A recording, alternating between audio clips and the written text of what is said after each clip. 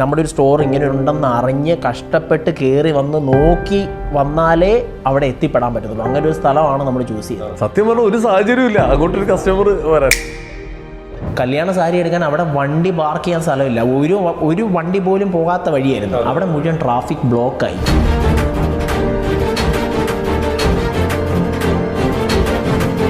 Video call ചെയ്ത് വരുന്നത് ഈ സാധനം ഇങ്ങനെ റിവീൽ ചെയ്ത് വരുന്നതാണ്.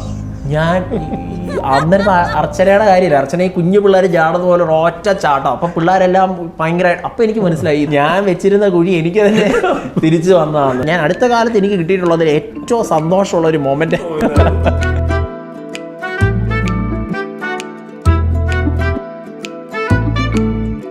ഞാനിപ്പോൾ എൻ്റെ ക്വാളിറ്റി ആയിട്ട് പറയുന്നതാണ്. കൂടുതൽ ഞാനൊന്നും ആലോചിക്കാൻ പോകാറില്ല. ചെയ്ത് കഴിഞ്ഞിട്ടായിരിക്കും തിരിഞ്ഞു നോക്കുമ്പോൾ അയ്യോ ആണോ ഇതിനെപ്പറ്റി ഞാൻ കൂടുതൽ അപ്പോൾ നല്ല സ്പേസ്. എന്നെ പോലെ ഒരു ചെറിയ വട്ടനാണ് എൻ്റെ അപ്പനും.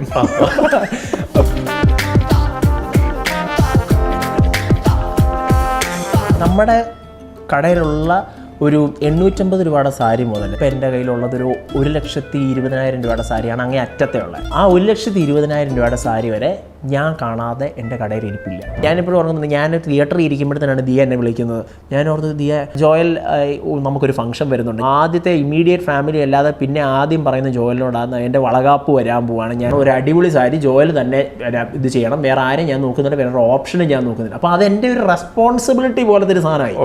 അപ്പം ഞാൻ പറയുന്നത് എന്താണെന്ന് വെച്ചാൽ ദിയാകൃഷ്ണന്റെ കാര്യം അങ്ങനത്തെ ഒരു സാധനമാണ്. നമസ്കാരം, welcome to Jango Space. It's me Sreenath K Janardhanan. അപ്പോൾ ഇന്ന് നമ്മുടെ കൂടെ ഒരു അതിഥിയുണ്ട്. ഈ അതിഥിയുടെ സംസാരം കേൾക്കാനൊക്കെ കുറച്ച് ആളുകൾ കുറേ നാളായിട്ട് വെയിറ്റ് ചെയ്യുന്നുണ്ട്. നമ്മൾ പിടിച്ചോടുന്ന് ഇവിടെ ഇരുത്തിയിട്ടുണ്ട്. നമ്മുടെ സ്വന്തം ജോയലാണ്. ജോയൽ എന്ന് പറഞ്ഞു കഴിഞ്ഞാൽ എം ലോഫ്റ്റ്.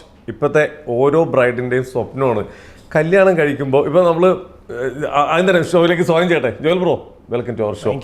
ഞാൻ ഇൻട്രോ കുറച്ചധികം പറയാനുണ്ട്, അതിന് മുമ്പ് സ്വാഗതം ചെയ്തത്, അല്ലെങ്കിൽ വെയിറ്റ് ചെയ്തിരിക്കേണ്ടി വരും. ഏതൊരു ബ്രൈഡിൻ്റെയും ഒരു ആഗ്രഹമാണ്. ഇപ്പോൾ കല്യാണം കഴിഞ്ഞാൽ ഹണിമൂൺ, UK പോകണം, ഇവിടെ പോകണം, അല്ലെ നമ്മൾ പോകുമ്പോൾ ഈ കാറ് വേണം എന്നൊക്കെ പറയുന്ന പോലെ നമ്മുടെ ഡ്രസ്സ് എം ലോഫ്റ്റിൻ്റെ വേണം. അതിപ്പോൾ ഉറപ്പിച്ചുകൊണ്ടിരിക്കുകയാണ്. എങ്ങനെയാണ് ഈ ഒരു വിശ്വസ്തത നേടിയെടുത്തത്? ഇത് എങ്ങനെയാണെന്ന് ചോദിച്ചു കഴിഞ്ഞാൽ എനിക്ക് കറക്റ്റായിട്ട് ഈ സ്ട്രാറ്റജിക്കലായിട്ടുള്ള മൂവി ചെയ്തിട്ടൊന്നും ആണെന്ന് പറയാനായിട്ട് പറ്റത്തില്ല. കാരണം ഇപ്പം പറയുമ്പോഴത്തേനും നമ്മൾ ചെയ്തിട്ടുള്ള ചില കാര്യങ്ങൾ ഞാൻ ശരിക്കും പെടാൻ പറ്റുന്ന വിധത്തിലുള്ള ചെയ്തിട്ടുള്ള പല സാധനങ്ങളും എങ്ങനെയോ തിരിഞ്ഞ് നന്നായി വന്നു, ഒരുപാട് നന്നായി വന്നു എന്നുള്ളതാണ് വാസ്തവം. ഞാൻ ചെയ്യുന്ന ഒരു കാര്യം എന്താണെന്ന് വെച്ച് കഴിഞ്ഞാൽ കുറച്ച് ജെന്യുവനായിട്ട് മാക്സിമം ജെന്യുവനായിട്ട് ചെയ്യാനായിട്ട് നോക്കാറുണ്ട്. ആ ഒരു സ്ട്രാറ്റജി മാത്രമേ എനിക്ക് അറിയത്തുള്ളൂ. ഇതിപ്പോൾ എന്താ വെച്ച് കഴിഞ്ഞാൽ ഇപ്പം ഈ എം ലോഫ്റ്റ് എന്നുള്ള ബ്രാൻഡ് ഭയങ്കര ട്രെൻഡിങ് ആയി. എല്ലാ സെലിബ്രിറ്റികളും എവിടെ നോക്കിയാലും ഇത് തന്നെയാണ്. കാരണം അതിലേക്ക് എത്താൻ വേണ്ടി ബ്രോ ഒരുപാട് കഷ്ടപ്പെട്ടിട്ടുണ്ടാവും. എന്തായാലും ആ ചെയ്തേക്കുന്ന കാര്യങ്ങൾ അത് ഒരു രക്ഷയില്ല. എന്നാലും കറക്റ്റായിട്ട് അത് ഏറ്റിട്ടുണ്ട്. അപ്പോൾ എന്താണ് ഇതിൻ്റെ ഈ വിജയത്തിൻ്റെ പുറകിൽ രഹസ്യം? ഇതൊക്കെ അറിയാൻ കുറേ ആൾക്കാർ വെയിറ്റ് ചെയ്തിരിക്കുന്നുണ്ട്. അപ്പോൾ നമുക്ക് ആ വിശേഷങ്ങളായിട്ട് സ്റ്റാർട്ട് ചെയ്യാം. ഓക്കെ, ശരിക്കും 5 വർഷം മുമ്പാണല്ലോ ഇത് സ്റ്റാർട്ട് ചെയ്തത്. എന്താണ് ഈ ഒരു മേഖലയിലേക്ക് വരാൻ കാരണം? എന്താണ് ഇത് തിരഞ്ഞെടുക്കാൻ കാരണം? നമുക്ക് ഇതിനൊരു ഓപ്പർച്യൂണിറ്റി ഇപ്പം നമ്മുടെ കോട്ടയം, ചങ്ങനാശ്ശേരി അല്ലെങ്കിൽ ഞങ്ങളുടെ നാട്ടിലോട്ട് എസ്പെഷ്യലി പുറത്തേക്കാണ് ഈ രക്ഷപ്പെടുക ഈസ് ഈക്വൽ ടു പുറത്തേക്ക് പോവുക എന്നുള്ളതാണ്. അപ്പം പുറത്തേക്ക് പോകാൻ പറ്റാത്തില്ലാത്ത, എക്സ്പോർട്ടിങ് ക്വാളിറ്റിക്ക് കൊള്ളത്തില്ലാത്ത കുറച്ച് ആളുകളിൽ പെടുന്ന ഒരാളാണ് ഞാൻ. ബേസിക്കലി അങ്ങനല്ല. അപ്പൻ പുറത്തായിരുന്നു ഒരുപാട് വർഷങ്ങൾ. അപ്പം അപ്പൻ തിരിച്ചു വന്നതിന് ശേഷം ഞാനും കൂടെ ഞങ്ങൾ ഭയങ്കര കൂട്ടുകാരെ പോലെ. അപ്പോൾ അപ്പൻ പറഞ്ഞ ഒരു കാര്യം എന്താണെന്ന് വെച്ച് കഴിഞ്ഞാൽ, ഞാൻ തിരിച്ച് സൗദിയിലായിരുന്നു അപ്പൻ. അപ്പം തിരിച്ചു വന്നതിന് ശേഷം നീ കൂടി ഇല്ലാന്നുണ്ടെങ്കിൽ പിന്നെയും സെയിം ലൈഫ്, എൻ്റെ ലൈഫ് സെയിം റെപ്പറ്റീഷൻ അല്ലേ വരുന്നത്. അപ്പോൾ നീ ഇവിടെ നിൽക്കാൻ പറ്റുമായിരുന്നെങ്കിൽ നല്ലതായിരുന്നു എന്നുള്ളൊരു സംഭവം അപ്പം പറഞ്ഞു. അപ്പോൾ അതിനകത്തുനിന്ന് പിന്നെ ഞാൻ ആലോചിച്ച് നോക്കിയപ്പോഴത്തന്നെ ഇവിടെ നാട്ടിൽ നിന്ന് അപ്പൻ അവിടെ നിന്നുണ്ടാക്കുന്ന പൈസ ഇവിടെ കിട്ടുന്ന എന്ത് ചെയ്യാൻ പറ്റും. അപ്പം ഞാൻ ആലോചിച്ച് നോക്കിയപ്പോഴത്തേന് ഇപ്പം നമ്മൾ ജോലിക്ക് പോകാനായിട്ട് അങ്ങനത്തെ സംഭവങ്ങൾ നോക്കാം. അല്ലെങ്കിൽ പക്ഷേ അപ്പോഴും ഞാൻ ഓർക്കുന്നതെന്ന് വെച്ചാൽ ഇപ്പം നമ്മൾ ഗൾഫുകാരുടെ ഒരു സ്റ്റൈൽ അങ്ങനെയാണല്ലോ. അപ്പം നമുക്ക് ബാങ്ക് ബാലൻസ് ഒന്നും കാണത്തില്ല, പക്ഷെ ആ ജീവിക്കുന്ന സമയം നല്ല അടിപൊളിയായിട്ട്. അപ്പം ആ സംഭവം എനിക്ക് എൻ്റെ ഒരു ആഗ്രഹമായിരുന്നു. അപ്പം തിരിച്ചു വന്നാലും എനിക്ക് അങ്ങനെ തന്നെ എൻ്റെ ഫാമിലി കൊണ്ടുപോകാൻ പറ്റണം. അപ്പം അങ്ങനെ ആലോചിച്ച് നോക്കിയപ്പോൾ ബിസിനസ്സാണ് അതിന് പറ്റിയൊരു സംഭവം. അപ്പം ബിസിനസ്സിനകത്ത് എന്ത് എന്നാലോചിച്ച് നോക്കുമ്പോൾ നമുക്ക് എക്സ്പീരിയൻസ് ഉള്ള സംഭവങ്ങളൊന്നും വളരെ ഇല്ല. ഞങ്ങൾ അങ്ങനെ ബിസിനസ് ഫാമിലി ഒന്നും അല്ല. അപ്പോൾ അതുകൊണ്ട് തന്നെ നമുക്ക് പുതിയതായിട്ട് ഒരെണ്ണം കണ്ടുപിടിക്കണം. അപ്പോൾ അങ്ങനെയാണ് ഞാൻ കോളേജിൽ പഠിക്കുന്ന സമയത്ത് ചെറുതായിട്ട് ഈ തുണിയുടെ, അതായത് സാരി ഒന്നും അല്ലായിരുന്നു കൂടുതലും, മെയിൻലി സൽവാറുകൾ നമ്മൾ എക്സിബിഷൻസ് ആയിട്ട് ഇങ്ങനെ പോക്കറ്റ് മണിക്ക് വേണ്ടിയിട്ട് ചെയ്തിരുന്നു. അപ്പോൾ ആ പാടെ ചെറുതായിട്ട് കോളേജിൽ തന്നെ ടീച്ചേഴ്സ് ആയിരുന്നു നമ്മുടെ കസ്റ്റമേഴ്സ്. അങ്ങനെ ആദ്യമേ സ്റ്റാർട്ട് ചെയ്തു. അപ്പോൾ ആ ഒരു സാധനം മാത്രമേ എനിക്ക് അറിയാവുന്നുണ്ടായിരുന്നുള്ളൂ. ആദ്യമേ ഞാൻ ഇങ്ങനെ ഒരു ഹോട്ടൽ തുടങ്ങണം എന്നൊക്കെ വിചാരിച്ചിട്ടാണ് തുടങ്ങിയത്. പിന്നെ ഉറപ്പായിട്ടും നമ്മുടെ ഒരു ഏജ് ഗ്രൂപ്പ് ഓഫ് ഒരു ആമ്പിള്ളേരുടെ ഒരു ബാംഗ്ലൂർ ബാംഗ്ലൂരിലാണ് ഞാൻ പഠിച്ചത്. ആ ഒരു സ്റ്റൈൽ ഒരു കഫേ, ഒരു ഭയങ്കര സ്പെഷ്യൽ ഡിഷസ് സെർവ് ചെയ്യാൻ പറ്റുന്ന ഇങ്ങനെ രാത്രി മ്യൂസിക്, ലൈവ് മ്യൂസിക് ഒക്കെ ആയിട്ടുള്ള ഒരു സാധനമൊക്കെയാണ് നമ്മുടെ പ്ലാനിലുണ്ടായിരുന്നത്. പക്ഷേ കറങ്ങി തിരിഞ്ഞ് എങ്ങനെയോ ഇപ്പം ഞാൻ ആലോചിച്ച് നോക്കിയപ്പോഴത്തേന് ഇതിനൊരു സ്കോപ്പ് ചങ്ങനാശ്ശേരിയിലുണ്ടായിരുന്നു. അപ്പം നമ്മൾ എറണാകുളത്തോ അല്ലെങ്കിൽ കോട്ടയത്തോ എറണാകുളത്തോ ഒക്കെ പോയായിരുന്നു നമ്മളുടെ നാട്ടിലുള്ള ആൾക്കാർ കൂടുതലും തുണി എടുത്തുകൊണ്ടിരുന്നത്. അപ്പം വൈ നോട്ട് ചങ്ങനാശ്ശേരി? അപ്പം അങ്ങനെ ആലോചിച്ചപ്പോഴത്തേനെ കിട്ടിയൊരു കാര്യമാണ്. ശരിക്കും നമ്മൾ സ്റ്റാർട്ട് ചെയ്യുമ്പോൾ നമ്മുടെ നാട്ടുകാർ അവരിലാണ് നമ്മൾ കോൺസെൻട്രേറ്റ് ചെയ്തിരുന്നത്. പിന്നെ അത് നമ്മുടെ കയ്യിൽ നിന്ന് പോയി. പക്ഷെ അതിലേക്ക് വരാം. ഫസ്റ്റ് തുടങ്ങിയത് എവിടെയായിരുന്നു? മാർക്കറ്റിലായിരുന്നു. ചങ്ങനാശ്ശേരി ചരിത്ര പ്രസിദ്ധമായ ചങ്ങനാശ്ശേരി മാർക്കറ്റിലായിരുന്നു. സ്ഫടികത്തിലെ നമ്മുടെ മോഹൻലാൽ നടന്നു വരുന്ന ആ ഒരു സിൽക്ക് സ്മിതയായിട്ട് നടന്നു വരുന്ന വഴിയിലെ ആ സ്ഥലത്താണ് നമ്മൾ സ്റ്റാർട്ട് ചെയ്തത്. അങ്ങനത്തെ ഒരു ഇപ്പോഴും ചങ്ങനാശ്ശേരി മാർക്കറ്റിന്റെ ആ ഒരു ബേസിക് സ്ട്രക്ചറിന് വലിയ വ്യത്യാസം, അതേപോലത്തെ ഹെറിറ്റേജ് സംഭവമൊക്കെ ആയിട്ടുള്ള. അപ്പം അതിനകത്ത് എനിക്ക് ഏറ്റവും ഇഷ്ടപ്പെട്ടത് ഒരു മച്ചൊക്കെയുള്ള ഒരു ഭയങ്കര ക്യൂട്ട് ഒരു സ്പേസ് ആയിരുന്നു അത്. പക്ഷേ നമ്മുടെ ചങ്ങനാശ്ശേരിയിൽ അല്ലെങ്കിൽ നമ്മൾ കേരളത്തിൽ നമ്മുടെ നാട്ടിലെ ആൾക്കാർ നോക്കുമ്പോഴത്തേക്ക് ഒരു കാരണവശാലും ഇതിന് പറ്റുന്ന ഒരു സ്ഥലം അല്ല അത്. അങ്ങനെ ഒരു സ്പേസ്, ഇപ്പം വലിയ വിശാലമായ ഷോറൂം, ഇഷ്ടംപോലെ കാർ പാർക്കിംഗ്, പിന്നെ കയറി വന്നു കഴിഞ്ഞാൽ വലിയ വിശാലമായിട്ടുള്ള സാധനമാണ് ആൾക്കാരുടെ മനസ്സിലുണ്ടായത്. എന്നെ എപ്പോഴും മുംബൈയിലൊക്കെ കാണുന്ന പോലത്തെ ഒരു സംഭവം, ഒരു ചെറിയ സ്പേസ്, അങ്ങനത്തെ ഒരു സാധനമാണ്. ഞാൻ മച്ചൊക്കെയുള്ള ഒരു ബിൽഡിംഗ് ആയിരുന്നു. അപ്പൊ അങ്ങനെ പക്ഷെ എലിയും ഒക്കെ കയറുന്ന നല്ല ഈ ബിസിനസിന് ഒട്ടും ഒരു അതായത് ആൾക്കാര് വേസ്റ്റ് ഒക്കെ കൊണ്ട് ഇടാനായിട്ടുണ്ടായിരുന്ന ഒരു വഴിയായിരുന്നു ആ വഴി. അപ്പം ചങ്ങനാശ്ശേരിയുടെ പൾസ് അറിയാവുന്ന എല്ലാ ആൾക്കാരും പറഞ്ഞു ഇതിന് ഒരു ഒട്ടും ആപ്റ്റായിട്ടുള്ള ഒരു സ്പേസ് അല്ല ഇതെന്ന് പറഞ്ഞിട്ട്. പക്ഷേ ചങ്ങനാശ്ശേരി എൻ്റെ ഒരു പ്രത്യേകത എന്താണെന്ന് പറഞ്ഞാൽ ഞാൻ കൂടുതലായിട്ട് ഇപ്പൊ ഒരു നല്ല ബിസിനസ്സുകാരന് വേണ്ട ലക്ഷണമല്ല അത്. പക്ഷേ ഞാനിപ്പോ എന്റെ ക്വാളിറ്റി ആയിട്ട് പറയുന്നതാണ്, കൂടുതൽ ഞാനൊന്നും ആലോചിക്കാൻ പോകാറില്ല. ചെയ്ത് കഴിഞ്ഞിട്ടായിരിക്കും തിരിഞ്ഞു നോക്കുമ്പോൾ അയ്യോ ആണോ ഇതിനെപ്പറ്റി ഞാൻ കൂടുതൽ നല്ല സ്പേസ്. എന്നെ പോലെ ഒരു ചെറിയ വട്ടനാണ് എൻ്റെ അപ്പനും. അപ്പൊ അമ്മ പറയും അപ്പനും മോനും കൂടെ എന്നുള്ളൊരു സാധനം ഉണ്ടല്ലോ നമ്മൾ ചില സിനിമയ്ക്കകത്തൊക്കെ കണ്ടതില്ല എന്ന് പറയുന്ന പോലത്തെ ഒരു ആൾക്കാരാണ് ഞങ്ങൾ. അപ്പം ഞാൻ അപ്പനോട് പറഞ്ഞു അപ്പൊ ഇതൊന്നല്ല ആണോടാ മോനെ എന്നാ കൊള്ളാം, എന്നാ നീ നോക്കണ്ട, നീ അങ്ങോട്ട് എടുത്തോ അങ്ങനെ പറയും. പൈസ ഇല്ലെങ്കിലും അപ്പനത് പറയും, പണ്ടും അങ്ങനെ തന്നെയാണ്. അപ്പൊ ഭയങ്കര പ്രോത്സാഹനമാണ്. ഈ അനാവശ്യമായി പ്രോത്സാഹിപ്പിച്ചതെന്നൊക്കെ പറയുന്നില്ല എന്ന് പറയുന്ന ഒരാളാണ്.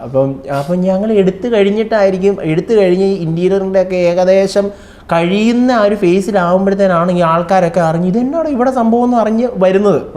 അപ്പം വന്ന് നോക്കുമ്പോൾ ഇങ്ങനൊരു സാധനം. അപ്പോഴാണ് ഞാൻ ഈ ചങ്ങനാശ്ശേരി ഇതിന്റെ ചരിത്രമൊക്കെ അറിയുന്നത്. ഇത് നശിക്കപ്പെട്ട സ്ഥലമാണെന്നൊക്കെ പറഞ്ഞിട്ടുള്ള ഒരു സ്ഥലമാണ് ഞാൻ എടുത്തത്. അത് കഴിഞ്ഞിട്ട് പിന്നെ ആലോചിച്ചിട്ട് കാര്യമൊന്നുമില്ല. പിന്നെ ഏതായാലും ഇറങ്ങി. ഞാൻ പ്രാർത്ഥിച്ചാണ് ഇറങ്ങിയത്. ഇനി എന്നായാലും ഇനി എന്നാ സംഭവിച്ചാലും ഞാൻ മുന്നോട്ട് പോയേ പറ്റൂ എന്ന് വിചാരിച്ചിട്ട് നമ്മൾ അങ്ങനെ സ്റ്റാർട്ട് ചെയ്തു. ഏറ്റവും കൂടുതൽ തളർത്തലുകളാണ് അനുഭവിച്ചത് തുടങ്ങുമ്പോൾ അല്ലേ? അതെ. എന്നിട്ട് അത് അവിടെ സ്റ്റാർട്ട് ചെയ്ത് കഴിഞ്ഞിട്ട് എങ്ങനെയാണ് നമുക്ക് ബിസിനസ്സിലേക്ക് അടുത്ത ചുവട് വെക്കാൻ പറ്റിയത്? അത് എല്ലാവരും ചോദിക്കുന്ന ഒരു കാര്യമാണ്. കാരണം തുണിക്കടകൾ എപ്പോഴും നമ്മൾ റോഡ് സൈഡിൽ എവിടെയെങ്കിലും ആൾക്കാർക്ക് വിസിബിൾ, പ്രത്യേകിച്ച് പുതിയതായിട്ട് തുടങ്ങുന്ന ഒരു തുണിക്കട ഒരു കാരണവശാലും ഇങ്ങനെ ചെയ്യാൻ പാടില്ല. കാരണം വിസിബിളായിട്ട് അറ്റ്ലീസ്റ്റ് പോകുന്ന ആൾക്കാർ അത് കണ്ടിട്ട് ആ വിൻഡോ ഇത് ഡിസ്പ്ലേ കണ്ടിട്ടെങ്കിലും കയറി വന്ന് ഇത് ചെയ്യുന്ന ഒരു കാര്യമാണ്. പക്ഷേ അങ്ങനെ ഒരു സ്ഥലം അല്ലാത്തതുകൊണ്ട് നമ്മുടെ ഒരു സ്റ്റോർ ഇങ്ങനെ ഉണ്ടെന്ന് അറിഞ്ഞ് കഷ്ടപ്പെട്ട് കയറി വന്ന് നോക്കി വന്നാലേ അവിടെ എത്തിപ്പെടാൻ പറ്റും. അങ്ങനെ ഒരു സ്ഥലമാണ് നമ്മൾ ചൂസ് ചെയ്യുന്നത്. ഒരു സാഹചര്യമില്ല. അതെ അതെ. അത് ആദ്യമേ നമ്മൾ ആദ്യത്തെ ദിവസം ഉദ്ഘാടനത്തിന് അന്ന് നമ്മുടെ റിലേറ്റീവ്സും കുറച്ച് ആൾക്കാരൊക്കെ ഉണ്ടാവുമല്ലോ, അവരെല്ലാവരും കുറച്ച് സാധനമൊക്കെ മേടിച്ചു. പിറ്റേ ദിവസം ഞാൻ ഈച്ച അടിച്ച് അങ്ങനെ ഇരുന്നു.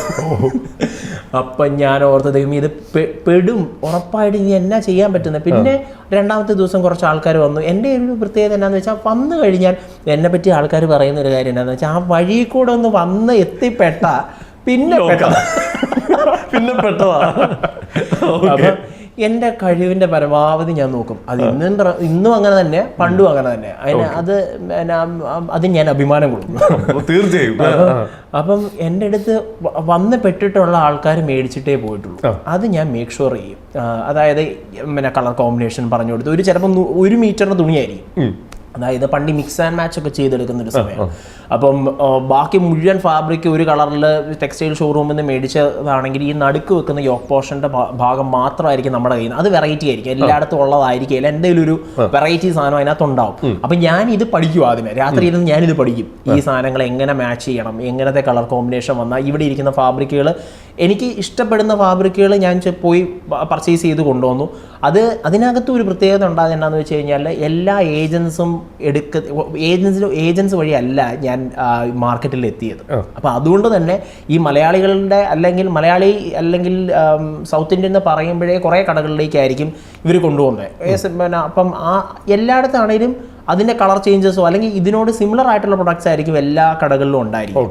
അപ്പോൾ ഇത് എനിക്ക് അറിയാൻ മേലാത്തതുകൊണ്ട്, ഈ പറഞ്ഞതുപോലെ ഇതൊന്നും എനിക്ക് കൂടുതൽ അറിവില്ലാത്തതുകൊണ്ട് ഞാൻ നേരെ അങ്ങോട്ട് മാർക്കറ്റിലോട്ട് ഇറങ്ങി അവിടുന്ന് എല്ലാം കുറേശ്ശെ അതൊന്നും ഇത് സിനിമയ്ക്ക് അത് കാണുന്ന പോലത്തെ ഒരു ലൈഫാണ്. കാരണം അതൊന്നും അങ്ങനെ ഈസി അല്ല, ആൾക്കാരത് തരത്തില്ല. ഈ പിന്നെ ആദ്യമായിട്ട് ചെല്ലുമ്പോഴത്തേനും ഹോൾസെയിലർ നമ്മുടെ കാർഡ് കാണിക്കണം, നമ്മൾ എത്ര വർഷത്തെ ഇതുണ്ടെന്ന് കാണിക്കണം, നമ്മുടെ ഏജന്റ് ആരാന്ന് പറയണം. ഇതെല്ലാം കഴിഞ്ഞെങ്കിലേ ഇവർ നമ്മളെ പ്രൊഡക്റ്റ് കാണിക്കത്തുള്ളൂ. അതാണ് ശരിയായിട്ടുള്ള കാര്യം. പക്ഷേ എങ്ങനെയൊക്കെയോ എവിടെയൊക്കെയോ നമ്മുടെ പ്രായം, ആ ഒരു പ്രായം കൂടെ കൊണ്ടിട്ടായിരിക്കും നമ്മൾ ഈ 4ാമത്തെ 5ാമത്തെ നിലയിലൊക്കെ കയറി ചെന്ന് കഴിയുമ്പോഴത്തേന് അവർ മകൻ്റെ പ്രായമുള്ള ആളാണല്ലോ എന്ന് വിചാരിച്ചിട്ടായിരിക്കണം ചിലപ്പോൾ ആണെങ്കിൽ എനിക്ക് ആ സാധനം കുറച്ച്. അപ്പം അതും ഞാൻ എടുക്കുന്നത് ഒരുപാട് നോക്കിയിട്ട് കുറച്ച് സാധനമായിരിക്കും എടുക്കുന്നത്. അപ്പം എങ്ങനെയാണോ അവരെനിക്കത് തന്നതെന്ന് എനിക്കറിയാൻ പറ്റില്ല. പല ആൾക്കാരും അങ്ങനെ ഓക്കെ എന്തെങ്കിലും ആട്ടെ എന്ന് വിചാരിച്ച് സാധാരണ പ്രൈസിനേക്കാളും കൂട്ടിയായിരിക്കും അവർ തന്നിട്ടുണ്ടാവുക. പക്ഷെ എന്നാലും എനിക്ക് അവർ തന്നു. അപ്പം സാധനം കിട്ടി. അതെല്ലാം ആയിട്ടാണല്ലോ നമ്മൾ ഈ സ്റ്റാർട്ട് ചെയ്യുന്നത്. അപ്പം എവിടെ ഇല്ലാത്ത കുറച്ച് പ്രൊഡക്ട്സ് നമ്മുടെ കയ്യിലുണ്ടായിരുന്നു. അപ്പം അത് ഞാൻ മാക്സിമം അതിനെപ്പറ്റി പഠിച്ച് റിസർച്ച് ചെയ്ത് എങ്ങനെ ശരിയായിട്ടുള്ള വിധത്തിൽ ഇത് ഇവർക്ക് ചെയ്യാൻ പറ്റും എന്നുള്ളത് പറഞ്ഞ് പഠിപ്പിച്ചു കൊടുത്ത് ആദ്യം ഞാൻ വിറ്റുകൊണ്ടിരുന്നത്. ആദ്യത്തെ ഫേസിൽ ഞാനാണ് ഇന്നും അന്നും ഏറ്റവും നല്ല സെയിൽസ്മാൻ എന്നാണ് ഞാൻ വിശ്വസിക്കുന്നത്. അടിപൊളി. ഇനി ഏതൊരു ഇപ്പം ഇതേപോലത്തെ നമ്മളൊരു ക്ലോത്തിങ്സിന്റെ ബിസിനസ് നടക്കുന്നത് ഏതെങ്കിലും ഫെസ്റ്റിവൽ സീസണിലായിരിക്കും. നമ്മുടെ ഈ ഷോപ്പ് തുടങ്ങിയിട്ട്, ഏറ്റവും ചെറിയൊരു ഷോപ്പ് തുടങ്ങിയിട്ട് ഫസ്റ്റ് ഫെസ്റ്റിവൽ സീസൺ ഏതാണ് ഫേസ് ചെയ്തത്? ശരിക്കും പറഞ്ഞ ഫെസ്റ്റിവൽ സീസൺ എന്ന് പറയുന്നത് ഞാൻ ഈ ബിസിനസ് പാരമ്പര്യമുള്ള ആളല്ലാത്തതുകൊണ്ടും ടെക്സ്റ്റൈലിനെ പറ്റി ഒരു ബേസിക് ആയിട്ടുള്ള എന്ന് വെച്ചാൽ ഇതിൻ്റെ ഇപ്പം ആൾക്കാർ എങ്ങനെയാണെന്ന് വെച്ച് കഴിഞ്ഞാൽ ഇതിനെപ്പറ്റി അറിയാവുന്ന ആൾക്കാർ പറയും. ഇപ്പം ഞാൻ പർച്ചേസിന് പോകുന്ന സമയത്ത് പറയും, എടാ നീ എന്നെ ഇപ്പം വരുന്നത്, ഇപ്പം ആരും വരാത്ത സമയമാണ്. അല്ല ഈ സീസൺ കുറച്ച് നാൾ മുന്നേ ആയിരിക്കും എല്ലാവരും ഇതിന് പോകുന്നത്. അല്ലെങ്കിൽ അങ്ങനത്തെ ഒരു സാധനമുണ്ട്. എനിക്കിതൊന്നും അറിയാൻ മേലാത്തതുകൊണ്ട് എനിക്ക് അങ്ങോട്ട് പോവും. അപ്പം ചിലപ്പം വേറെ ആരും ഇല്ലാത്തതുകൊണ്ടായിരിക്കും ഏറ്റവും നല്ല പ്രൊഡക്ട്സ് എനിക്ക് ഉണ്ടായിരിക്കും, അത് കൊണ്ടുവന്ന് വയ്ക്കും. അത് ഈ ആൾക്കാരും പ്രൊമോട്ട് ചെയ്യത്തില്ലാത്ത സമയത്തായിരിക്കും ഞാൻ സീസൺ എന്ന് പറഞ്ഞ് പ്രൊമോട്ട് ചെയ്യുന്നത്. അപ്പം ചിലർ വട്ടനാന്ന് വിചാരിക്കും. പക്ഷെ എന്നാലും ഇത് കണ്ടിട്ട് ഒരു 10 പേരെങ്കിലും നമ്മുടെ കടയിൽ എന്നാ ഉള്ളതെന്ന് അടുത്ത സീസണിലേക്ക് കല്യാണം ഉണ്ടായിരിക്കത്തുള്ളൂ. ആ കല്യാണമുള്ള ആൾക്കാർ വന്ന് നോക്കാൻ വേണ്ടി വരും. അപ്പോൾ അവർ കാണുമ്പോഴത്തേന് ഇഷ്ടപ്പെടും, അത് അങ്ങനെ എടുക്കും. എങ്ങനെയൊക്കെയോ ദൈവം അനുഗ്രഹിച്ച് എനിക്ക് അങ്ങനെ ശരിക്കും പറഞ്ഞാൽ സീസൺ ആയിട്ട് തോന്നിയിട്ടില്ല. അങ്ങനെ തോന്നിയിട്ടില്ല. കാരണം ബേസിക്കലി കല്യാണത്തിന് കുറച്ച് നാൾ മുന്നേ ഇപ്പോഴത്തെ സ്റ്റൈൽ അങ്ങനെയാണല്ലോ, കല്യാണ സാരിയും അല്ലെങ്കിൽ അതിനുള്ള ഔട്ട്ഫിറ്റ്സ് എല്ലാം എടുത്തു വെക്കുമല്ലോ. അങ്ങനെ സീസണൽ ആയിട്ട് എനിക്ക് തോന്നിയിട്ടില്ല. പിന്നെ കാലക്രമേണ പിന്നെ നമ്മളുടെ അവിടെ എങ്ങനെയാണെന്ന് വെച്ച് കഴിഞ്ഞാൽ ആദ്യത്തെ ഒരു ഫേസ് കഴിഞ്ഞ് കൊറോണയ്ക്ക് ശേഷം സാരിയിലേക്കായി നമ്മൾ കൂടുതൽ കോൺസെൻട്രേറ്റ് ചെയ്യാൻ തുടങ്ങി. അപ്പം കല്യാണ സാരി എടുക്കാൻ അവിടെ വണ്ടി പാർക്ക് ചെയ്യാൻ സ്ഥലമില്ല. ഒരു വണ്ടി പോലും പോകാത്ത വഴിയായിരുന്നു. അവിടെ മുഴുവൻ ട്രാഫിക് ബ്ലോക്കായി. അവസാനം നാട്ടുകാരെന്നെ അയ്യോ ഇവൻ ഇവിടെ വന്നതിന് ശേഷം ആ വഴി മുഴുവൻ ട്രാഫിക് ബ്ലോക്കായി. ആൾക്കാരിങ്ങനെ വണ്ടി ഇടാൻ സ്പേസ് ഇല്ലാത്ത വഴി കൂടെയാണ് പിന്നെ നമ്മൾ അങ്ങോട്ട് എത്തേണ്ടത്. പക്ഷെ ആൾക്കാർ പുറത്ത് ക്യൂ നിന്ന് ആ ചെറിയ സ്പേസിൽ ഇപ്പം കുറെ ആൾക്കാരെങ്കിലും ഇത് വീഡിയോസ് ഒക്കെ ആദ്യം മുതലേ ഫോളോ ചെയ്യുന്ന ആൾക്കാരുണ്ടാവും. ചിലപ്പം അവർ ഈ സാധാരണ നമ്മൾ കാണുന്ന പോലത്തെ എൻവയോൺമെന്റ് എലമെന്റും ഈ ബാക്ക്ഗ്രൗണ്ടും അല്ലാത്തതുകൊണ്ട് ഫോളോ ചെയ്തിട്ടുള്ള ആൾക്കാരും ഉണ്ട്. എന്ന് വെച്ചാൽ ഇത് എന്നാ ഈ സാധനം എന്ന്, ഫോട്ടോഗ്രാഫി പേജ് ആണോ ഇതിപ്പോ എന്നാ സാധനം ഇവിടെ നടക്കുന്നത്. ഇപ്പം നമ്മുടെ പേരും അങ്ങനെ തന്നെ, എംലോഫ് ബൈ ജോയൽ ജേക്കബ് മാത്യു. അതിനകത്ത് ഡിസൈൻസ് എന്നോ ബൊട്ടീക്കുന്നോ വേറെ ഒന്നും കൊടുത്തിട്ടില്ല. അപ്പൊ എനിക്കത് തന്നെയായിരുന്നു ആവശ്യവും. എനിക്ക് വേണ്ടിയിരുന്നെന്ന് വെച്ച് കഴിഞ്ഞാൽ ആൾക്കാർ ഒരു ക്യൂരിയോസിറ്റിയോട് കൂടി തെറി പറഞ്ഞിട്ടാണെങ്കിലും ഇത് നോക്കണം, അപ്പൊ ആൾക്കാരുടെ മനസ്സിൽ അത് ഇരിക്കും. അപ്പം അങ്ങനെ ആ ബാക്ക്ഗ്രൗണ്ട് തന്നെ കണ്ടിട്ട് ഫോളോ ചെയ്യുന്ന ആൾക്കാരുണ്ട്, അവർക്ക് അറിയാൻ പറ്റും. ആദ്യം മുതലേ നമുക്ക് കസ്റ്റമർ നന്നായിട്ട് എങ്ങനെയോ നന്നായിട്ടുണ്ടായിരുന്നു. അപ്പൊ ഈ ആൾക്കാരിങ്ങനെ പുറത്ത് വന്ന് വെയിറ്റ് ചെയ്ത് അകത്തോട്ട് കയറ്റുന്ന ഒരു സിറ്റുവേഷൻ വന്നപ്പോഴാണ് നമ്മൾ പുതിയ സ്റ്റോറിലേക്ക് മാറിയത്. ഇപ്പം അത് വെച്ച് നോക്കുമ്പോഴത്തേന് ഒരു ചെറിയ സ്പേസിൽ നിന്ന് 5 ഫ്ലോറുള്ള സ്പേസിലേക്ക് എത്തി. പക്ഷെ ഇപ്പോ അതും നമുക്ക് കുറവാണെന്ന് പറഞ്ഞ ആൾക്കാർ കംപ്ലൈന്റ് പറയുന്നുണ്ട്, നല്ല തിരക്ക് വരുമ്പോഴത്തേന്. എന്തായാലും 5 വർഷം കഴിഞ്ഞു, 5 ഫ്ലോറിലൊരു സ്ഥാപനം നമുക്കുണ്ട്. ഓരോ വർഷം കഴിയുന്നതോറും എൻ്റെ ഇരട്ടിയായി മാറട്ടെ. നല്ല സേവനങ്ങളാണ് ആൾക്കാരെ ഏറ്റെടുക്കുന്നത്. ഇപ്പൊ എംലോഫ്റ്റ് എന്ന് പറഞ്ഞു കഴിഞ്ഞാൽ ഇപ്പൊ സകല സെലിബ്രിറ്റീസും, ഇപ്പൊ ഇന്നലെ കഴിഞ്ഞ അർച്ചന കവിയുടെ മാരേജിൽ അർച്ചന കവി ഇട്ടിരിക്കുന്ന ഡ്രസ്സ് വരെ വളരെ ശ്രദ്ധിക്കപ്പെട്ടാണ്. ഇപ്പോൾ ഒരു കാര്യം ചോദിക്കട്ടെ, ഈ മാർക്കറ്റിംഗ് സ്ട്രാറ്റജി, അതായത് പ്രാങ്കായിട്ടും അങ്ങനെ ഇങ്ങനെയൊക്കെ, ഇതൊക്കെ ഈ ഐഡിയാസ് ഒക്കെ എവിടെ നിന്ന് വരുന്നത്? ഐഡിയാസ് നമ്മൾ എന്നാ ചെയ്യുന്നതെന്ന് വെച്ച് കഴിഞ്ഞാൽ, നമ്മൾ ഈ കോളേജിലൊക്കെ പഠിക്കുമ്പോഴത്തേന് ഞാനൊക്കെ ഇച്ചിരി കുരുത്തം കെട്ട ഗ്യാങ്ങിനകത്ത് പെടുന്ന ഒരാളായിരുന്നു. അപ്പം സ്വാഭാവികമായിട്ട് നമ്മൾ പ്രാങ്ക് ഇന്നലെയൊക്കെ കിട്ടിയത് എനിക്കിട്ട് കിട്ടിയതാ. നമ്മൾ അങ്ങോട്ട് കൊടുക്കാൻ വേണ്ടി ഞാൻ ഇങ്ങനെ എന്തെങ്കിലുമൊക്കെ പരിപാടികൾ. പക്ഷേ എനിക്ക് എന്താ ഒരു പ്ലസ് എന്നാന്ന് വെച്ചാൽ, എന്നെ പോലെയുള്ള കുറെ പിള്ളേർ, കുറെ ആൾക്കാരുണ്ട്, നമുക്കൊരു യൂത്ത് കുറെ ഒരു ആൾക്കാരുണ്ട്. അപ്പം നമ്മൾ ശരിക്കും പറഞ്ഞാൽ നമ്മളൊരു കോളേജിൽ പോകുന്ന പോലെയാ നമ്മൾ നമ്മുടെ സ്പേസിലോട്ട് പോകുന്നത്. അവിടെ ശരിക്കും പറഞ്ഞാൽ നമ്മളങ്ങനെ ബോസ് അങ്ങനത്തെ സാധനങ്ങളൊന്നും ഇല്ല. എല്ലാവരും ഒരേപോലെ, ആർക്കും എന്നെയും വഴക്ക് പറയാൻ പറ്റും, എനിക്ക് നേരെ തിരിച്ചും എന്ത് വേണമെങ്കിലും അങ്ങനത്തെ ഒരു സൈസ് ഒരു അറ്റ്മോസ്ഫിയർ ആണ് നമുക്ക് ഇന്ന് വരെ ഉള്ളത്. അപ്പം അങ്ങനെ വരുമ്പോഴത്തേനും സ്വാഭാവികമായിട്ട് നമ്മളിങ്ങനെ എന്നാ ചെയ്യണ്ടേ, ഇത് ഹിറ്റ് ആവണമെങ്കിൽ എന്നാ ചെയ്യും, കുറച്ച് ആൾക്കാർ എല്ലാവരും കൂടെ ബ്രെയിൻ സ്ട്രോം ചെയ്യും. അതുപോലെ തന്നെ കൂടുതലും ഈ പറഞ്ഞതുപോലെ എനിക്ക് ഒരുപാട് പൈസ ഉണ്ടായിരുന്നില്ല. ഇപ്പം നമ്മളൊരു വലിയ മോഡലിനെ വെച്ച് ഇപ്പം നമ്മൾ ഹിറ്റ് ആവണമെന്നുണ്ടെങ്കിൽ ഞാൻ ആദ്യമേ നമ്മൾ ആ സമയത്ത് ഞാൻ ഈ സാധനമൊക്കെ ഇറക്കുന്ന സമയത്ത് ഒരു നല്ല ഭയങ്കര സ്റ്റുഡിയോ സ്പേസിൽ ഭയങ്കര ലക്ഷങ്ങൾ ഇൻവെസ്റ്റ് ചെയ്ത് നല്ല എഡിറ്ററെ വെച്ച്, നല്ല ക്യാമറമാനെ വെച്ച്, നല്ല മോഡലിനെ വെച്ച്, നല്ല ബാക്ക്ഗ്രൗണ്ട് സ്കോർ മ്യൂസിക് ഒക്കെ വെച്ച് ചെയ്താലാണ് അന്നൊരു ഭയങ്കര ക്ലാസ് എന്ന് പറയാൻ പറ്റുന്നത്. ഇതൊന്നും ചെയ്യാനുള്ള പൈസ എൻ്റെ കയ്യിൽ ഇല്ലായിരുന്നു. പക്ഷേ എനിക്ക് ഹിറ്റ് ആയേ പറ്റത്തും ഉണ്ടായിരുന്നു. അപ്പം നിലനിൽപ്പിന് വേണ്ടിയിട്ട് ഞാൻ പല പരിപാടികൾ കാണിച്ച കൂട്ടത്തിൽ എങ്ങനെയൊക്കെയോ തമ്പുരാന്റെ നല്ല ദൈവാനുഗ്രഹമുള്ള മനുഷ്യനാണ്. പഠിച്ച കള്ളനല്ല, മാർക്കറ്റിംഗ് ഭയങ്കര അങ്ങേറ്റത്തെ. ഇന്നലെ അപ്പം പറഞ്ഞു നമ്മൾ ഞാൻ പറഞ്ഞല്ലോ, ഈ വീട്ടിൽ ഏറ്റവും കൂടുതൽ നമ്മളെ ട്രോളുന്നത് അപ്പനായിരിക്കും. അപ്പം മിക്കവാറും നമ്മൾ ഭക്ഷണം കഴിക്കാൻ രാത്രി എല്ലാവരും ഒരുമിച്ചിരുന്നാണ് ഭക്ഷണം കഴിക്കുന്നത്. അപ്പം ഞങ്ങൾ ഇങ്ങനെ ഭക്ഷണം കഴിക്കുന്ന കൂട്ടത്തിൽ ഇന്നലെയും കൂടെ അപ്പം പറഞ്ഞുള്ളൂ, ഇതൊക്കെ കാണുമ്പോഴത്തേന് ആൾക്കാർ വിചാരിക്കും ഇവ, പക്ഷേ സത്യാവസ്ഥ നമുക്ക് അറിയാവുന്നേ എന്ന് പറയാറുണ്ട്.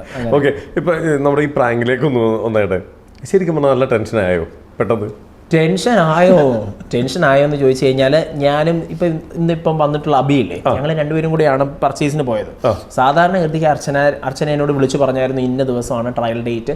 അപ്പോൾ ആ ദിവസം സത്യം പറഞ്ഞാൽ മറന്നുപോയി. ഞാൻ ഓർത്തത് ശനിയാഴ്ച എന്ന് വെച്ചാൽ കല്യാണത്തിൻ്റെ ദിവസം ആണ് എൻ്റെ തലയിലുള്ളത്, അന്നാണ് ട്രയൽ ഡേറ്റ് എന്നാണ് ഞാൻ വിചാരിച്ചിട്ട് ഇരിക്കുന്നത്. അപ്പോൾ ഞാൻ പറഞ്ഞു ഓക്കെ, ഞാൻ ഉണ്ടാവും എന്നൊക്കെ പറഞ്ഞിട്ടാണ് പോയത്. പക്ഷെ അന്നാണ് എന്നെ വിളിച്ചിട്ട് പറയുന്നത്, ചേട്ടൻ ഇതിൻ്റെ ഡിസൈനർ വിളിച്ചിട്ട്, ചിന്നു എന്നെ വിളിച്ചിട്ട് പറയുന്നത് ഇന്നാണ് അർച്ചനയുടെ ഡേറ്റ്, ചേട്ടൻ ഇവിടെ ഇല്ലല്ലോ.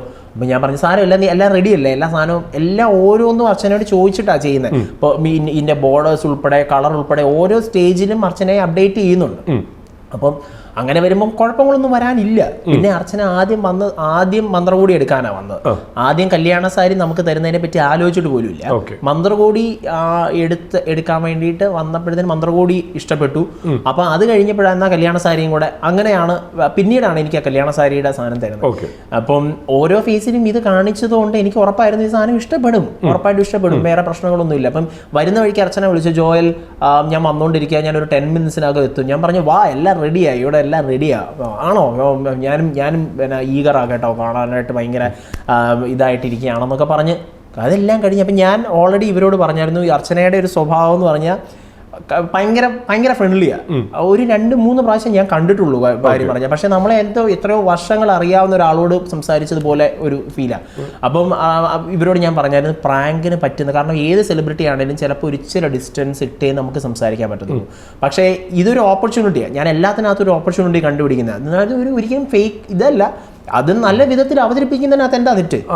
ഉറപ്പായിട്ടും ഇപ്പം മാർക്കറ്റിംഗ് ഇത് അങ്ങനെ ഇങ്ങനെയാന്നൊക്കെ പറഞ്ഞാലും അത് നല്ല വിധത്തിൽ. ഇപ്പം നമ്മളൊരു ഫുഡ് സെർവ് ചെയ്യാം, 2 വിധത്തിൽ സെർവ് ചെയ്യാം, ഈ സെയിം സാധനം തന്നെയായിരിക്കും. അതൊരു പ്ലേറ്റിനകത്ത് വെച്ച് ഇങ്ങനെയും കൊടുക്കാം, അതൊരു ഭയങ്കര നന്നായിട്ട് നല്ല കൂടിയും ഇത് ചെയ്യാം.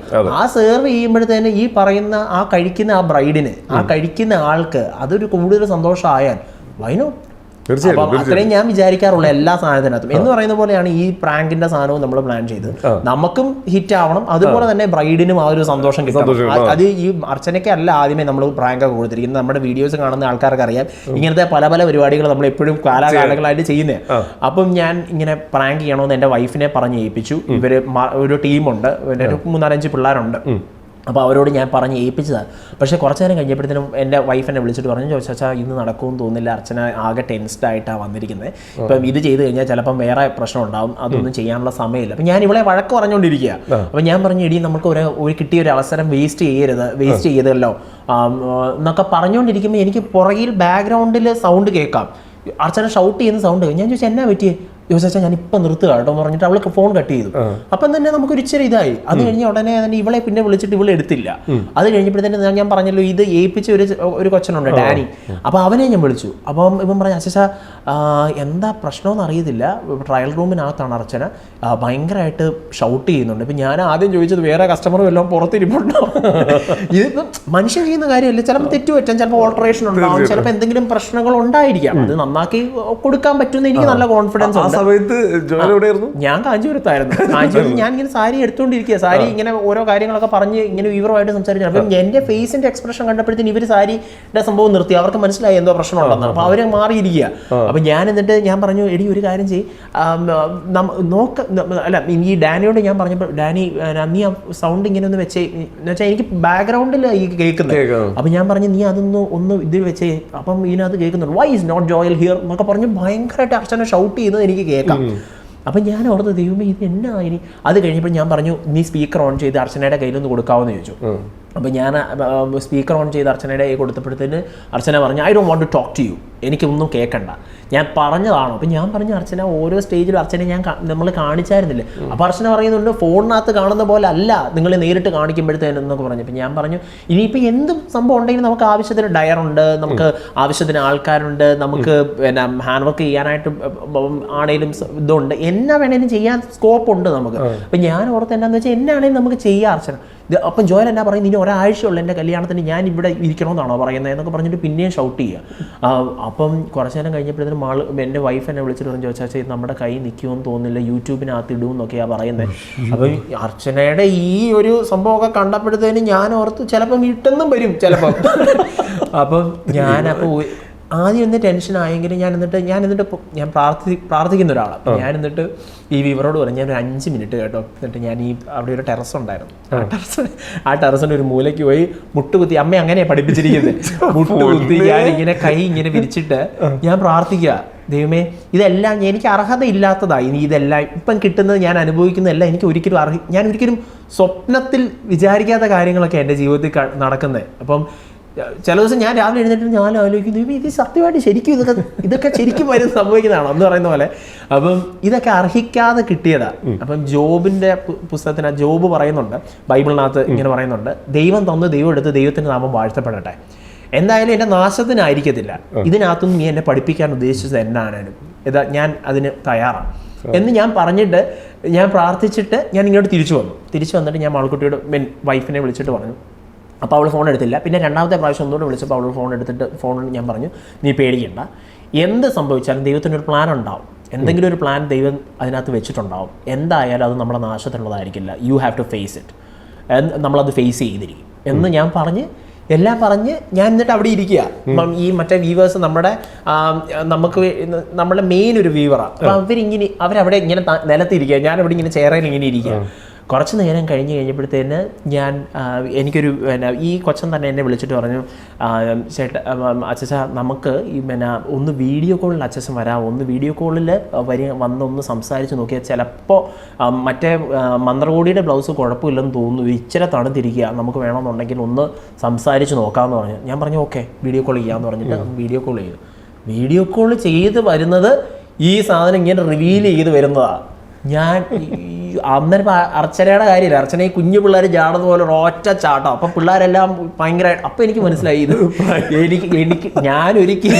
ഞാൻ വെച്ചിരുന്ന കുഴി എനിക്ക് തന്നെ തിരിച്ചു വന്നതാണ്. അയ്യോ അത് പക്ഷേ എന്ന് വെച്ചാൽ കുറേ നേരം ഒരു 1.25 മണിക്കൂർ ഞാൻ ശരിക്കും എന്തെങ്കിലും അത് കഴിഞ്ഞ് കിട്ടിയത് ഒരു ഭയങ്കര സന്തോഷമായിരുന്നു, ഒരു അതിഭയങ്കര സന്തോഷമായിരുന്നു. ഞാൻ അടുത്ത കാലത്ത് എനിക്ക് കിട്ടിയിട്ടുള്ളത് ഏറ്റവും സന്തോഷമുള്ള ഒരു മൊമെന്റ്. അടിപൊളി, നമ്മൾ വിചാരിച്ച കാര്യം നടന്നു എന്തായാലും. അയ്യോ ഒന്ന് തിരിഞ്ഞു എന്നുള്ളൂ. അതെ അതെ, എന്നെ തിരിഞ്ഞു പോയെങ്കിലും ഞാൻ പറയുന്ന ആ വീഡിയോസിന്റെ ഓരോ സാധനവും ഇത് അർച്ചന തന്നെയാണ് ഇത് ചെയ്തത്, പ്രായം ഉണ്ടാകും. അപ്പം അർച്ചനയാണ് ശരിക്കും പറഞ്ഞു കഴിഞ്ഞാൽ പറഞ്ഞത് എന്നാൽ ജോലി നമുക്ക് ഒരു പണി കൊടുത്താലോ എന്ന് അർച്ചന തന്നെയാണ് പറഞ്ഞത്. അപ്പൊ ഇതെല്ലാം ഇവർ ഷൂട്ട് ചെയ്യുന്നുണ്ടായിരുന്നു, എല്ലാം വീഡിയോസ്. അപ്പം ഞാൻ എപ്പോഴും പറയുന്ന ഒരു കാര്യം എന്താണെന്ന് വെച്ചാൽ ഇപ്പം ഞാൻ റിയൽ സാധനങ്ങൾ വെച്ചാൽ ഈ നമ്മൾ ആദ്യം ഹിറ്റായത് എങ്ങനെയാണെന്ന് വെച്ച് കഴിഞ്ഞാൽ എഡിറ്റിംഗ് ഇല്ല, എഡിറ്റിംഗ് അറിയാൻ മേലായിരുന്നു വേറെ കാര്യം. അപ്പം വീഡിയോ അപ്പം നമ്മൾ ഓരോ ആൾക്കാരുടെ ഫേസിൽ ഇപ്പം നമ്മളിങ്ങനെ ബ്രൈഡ് ഇറങ്ങി വരുമ്പോഴത്തേന് അവരുടെ അപ്പൻ്റെ അമ്മയുടെയും മുഖത്തിൻ്റെ എക്സ്പ്രഷൻ, സാധാരണയായിട്ടുള്ള ബ്രൈഡ് ഇറങ്ങി വരുമ്പോഴത്തേന് അവരുടെ സന്തോഷം, ഇതൊക്കെ ഞാൻ മാക്സിമം ക്യാപ്ചർ ചെയ്യാൻ നോക്കാറുണ്ട്. എപ്പോഴും നമ്മളുടെ ആരെങ്കിലും ഒക്കെ ക്യാമറ ആയിട്ട് അവിടെ ഉണ്ടാവും ആ സമയത്ത്. അപ്പം എനിക്ക് ബാക്കി ആർക്ക് കിട്ടാത്ത കണ്ടന്റുകൾ എനിക്ക് കിട്ടും നിങ്ങളെ പോലെ. അപ്പം അതിന് നമ്മൾ കേൾക്കാറുണ്ട് കേട്ടോ, അത് വേറെ കാര്യം, അത് പ്രശ്നമുള്ള കാര്യമല്ല. എനിക്ക് വള്ളികൾ പിടിച്ച് എനിക്ക്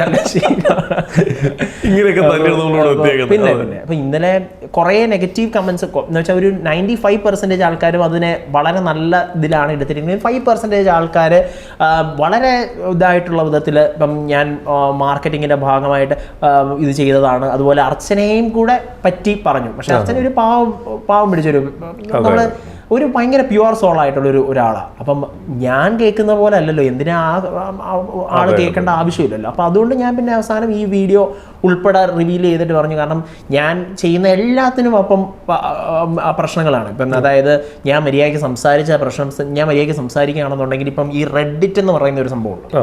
അപ്പം അതിനകത്ത് ഞാൻ ആലോചിക്കുന്ന ഒരു കാര്യം, ആൾക്കാർക്ക് ഇത്രയും സമയമുണ്ടോ ഒരാളെ പറ്റി ഈ കുറ്റം പറയാൻ വേണ്ടി മാത്രമായിട്ട്? അപ്പം എനിക്കിതൊന്നും അറിയത്തൊന്നുമില്ലായിരുന്നു, ഞാൻ ഒട്ടും ടെക്കി അല്ലാത്ത ഒരാളാണ്. അപ്പം എന്നെ ആരെങ്കിലും ഒക്കെ വിളിച്ചു പറയുമ്പോൾ എടാ ഇത് നീ കണ്ടോ എന്ന് പറഞ്ഞ് പറയുമ്പോഴായിരിക്കും ഞാൻ അറിയുന്നത് ഇത് ഇങ്ങനെയുണ്ടോ. എന്നെപ്പറ്റി എൻ്റെ പാവം പിടിച്ചവരെ, എൻ്റെ അമ്മ ഒരു പാവം സ്ത്രീയാണ്, അമ്മയൊക്കെ പറ്റി വരെ ഈ റെഡിറ്റിനകത്ത് വരുന്നത് കാണുമ്പോൾ നമുക്കങ്ങ് ഭയങ്കര വല്ലാതെ തോന്നും. ദൈവം ഇത്രയും ഇതായിട്ടുള്ളൊരു ഇത് പരിപാടി നിർത്തിയാലോ എന്ന്, ഈ വീഡിയോ സാധനം നിർത്തിയാലോ എന്ന് വരെ ഞാൻ ഒരു മൊമെന്റിൽ ഞാൻ വിചാരിച്ചിട്ടുണ്ട്. പിന്നെ ഞാൻ ഓർത്ത് എന്തിനാ ഇവർക്ക് ഇത്രയും സമയമാണ് കുറ്റം പറയാൻ വേണ്ടി തന്നെ. ഇന്നലെ വേറൊരു യൂട്യൂബ് ചാനലിനകത്ത് ഞാൻ കണ്ടൊരു കാര്യം എന്ന് പറഞ്ഞാൽ പൊട്ടിക്കരഞ്ഞുകൊണ്ട് അർച്ചന ഇറങ്ങിപ്പോയി. ഇതാണ് അവരുടെ സാധനം. എൻ്റെ വീഡിയോക്കകത്തുനിന്നാണ് ഈ സാധനം എടുത്തിരിക്കുന്നത്. അപ്പം അങ്ങനെ കുറേ നെഗറ്റീവ് സാധനവും ഇതിനകത്ത് വന്നു. പക്ഷെ അതെല്ലാം അത് പോസിറ്റീവായിട്ട് അപ്പോൾ എനിക്കൊരു കണ്ടന്റ് കൂടി കിട്ടി. സത്യം പറഞ്ഞു കഴിഞ്ഞാൽ ഇതിനെപ്പറ്റി പറയാനൊരു അവസരം കൂടെ എനിക്ക് അപ്പം ഞാൻ പറഞ്ഞില്ലേ, ഞാൻ എല്ലാത്തിനകത്തും അവസരം കാണുന്ന ഒരാളാണ്. എന്ത് നെഗറ്റീവിനകത്തും ദൈവം ഒരു ട്രഷർ അതിനകത്ത് ഒളിച്ചു വെച്ചിട്ടുണ്ട് എന്ന് ഞാൻ വിശ്വസിക്കുന്ന ഒരാളാണ്. അപ്പം ഞാനത് വീണ്ടും അതും മില്യൺ വ്യൂസാണ്. വേറൊരു കാര്യം ചോദിക്കട്ടെ, ശരിക്കും ഒരു മീഡിയ പേഴ്സൺ ആവാൻ വല്ല താല്പര്യം ഉണ്ടായിരുന്നു? ഈ ആംഗിൾ വെക്കുന്ന കാര്യം പറഞ്ഞപ്പോൾ ഈ ആരതിപ്പൊടിയുടെ ആ കല്യാണത്തിന്റെ ടൈമില് ഇത്രയും മീഡിയക്കാരുണ്ടായിട്ടും താങ്കളുടെ വീഡിയോ വൈറലായത് അതെങ്ങനെ ഈ കറക്റ്റ് അവിടെ പ്രത്യക്ഷപ്പെട്ടെ? ഇത് ഞാൻ പറഞ്ഞില്ലേ, ഈ പോർട്ടലിൽ എങ്ങനെ അല്ല ഇത് ഉള്ളത് പറഞ്ഞു കഴിഞ്ഞു കഴിഞ്ഞാൽ എൻ്റെ ബെസ്റ്റ് ഫ്രണ്ടിൻ്റെ കല്യാണമായിരുന്നു. അതിൻ്റെ ആ ദിവസം ആരതിയുടെ കല്യാണത്തിൻ്റെ ദിവസം എൻ്റെ ബെസ്റ്റ് ഫ്രണ്ടിൻ്റെ അവൻ്റെ കണ്ണൂറാണ് അവൻ്റെ കല്യാണം. ഞാൻ എന്നാ ചെയ്തു, ഞാൻ തലേ ദിവസമേ പോയി. ഞാൻ അവിടെ ചെന്ന് അവനെ മധുരമപ്പം ഉണ്ടായിരുന്നു അവിടെ, പരിപാടി എല്ലാം കൂടി കഴിഞ്ഞ് അവനെ അത്യാവശ്യം റോസ്റ്റൊക്കെ ചെയ്ത് ഞാൻ പ്രസംഗത്തിൽ അവൻ്റെ ഇതെല്ലാം പറഞ്ഞ് കഴിഞ്ഞിട്ട് ഞാൻ ഇപ്പം ആരതിയുടെ കല്യാണത്തിന് പോകണോ, എനിക്കിങ്ങനെ ഒരു കുറ്റബോധം. ഇവൻ്റെ കല്യാണത്തിന് എന്ന് വെച്ചാൽ ഞാൻ എന്നാ കൂട്ടുകാരനാണ്, അത് പോയില്ലെങ്കിൽ അത് ചെയ്തില്ലെങ്കിൽ ഇതല്ലല്ലോ എന്ന് ഞാൻ വിചാരിക്കുന്നുണ്ട്. പക്ഷെ ആരതിയുടെ പരിപാടിക്ക് പോയാൽ ഇപ്പം വേറെ എനിക്ക് ആൾക്കാരുണ്ട്, ഞാൻ വെച്ചിട്ടുണ്ട് വീഡിയോ എടുക്കാനായിട്ട് ആളെ സെറ്റ് ചെയ്തിട്ടുണ്ട്. ഞാൻ എനിക്ക് എടുക്കുന്ന വീഡിയോയ്ക്ക് എനിക്ക് ആ സംതൃപ്തി കിട്ടത്തുള്ളൂ. അത് ഇന്നും അങ്ങനെ തന്നെയാണ്. ഇടുന്ന ഇപ്പൊ ഈ പിള്ളേരിടുന്ന സ്റ്റോറി മിക്കവാറും ഞാൻ ഡിലീറ്റ് ചെയ്യും, എന്നിട്ട് ഞാൻ തന്നെ ഇടും. അപ്പം അങ്ങനെ ഒരു സംഭവം ഉണ്ട്. ഇപ്പൊ ഈ ചില സാധനങ്ങൾ നമ്മൾ സ്വന്തമായിട്ട് ചെയ്യുമ്പോഴേ അതിനകത്തൊരു സംതൃപ്തി കിട്ടത്തുള്ളൂ എന്ന് പറയുന്നില്ല. ഇപ്പൊ എന്ന് പറയുന്ന പോലെ ഇപ്പം ഒരു സാധനം എനിക്കുണ്ട്. അപ്പം അപ്പോൾ ഞാൻ എന്നാ ചെയ്തതെന്ന് വെച്ച് കഴിഞ്ഞാൽ, ഞാൻ അവരോട് ഇപ്പൊ എന്റെ മനസ്സിൽ നിന്ന് ഇങ്ങനെ പറയുകയാണ്, എടാ പോണം, ഇത് നിന്റെ പ്രൊഫഷനാണ്.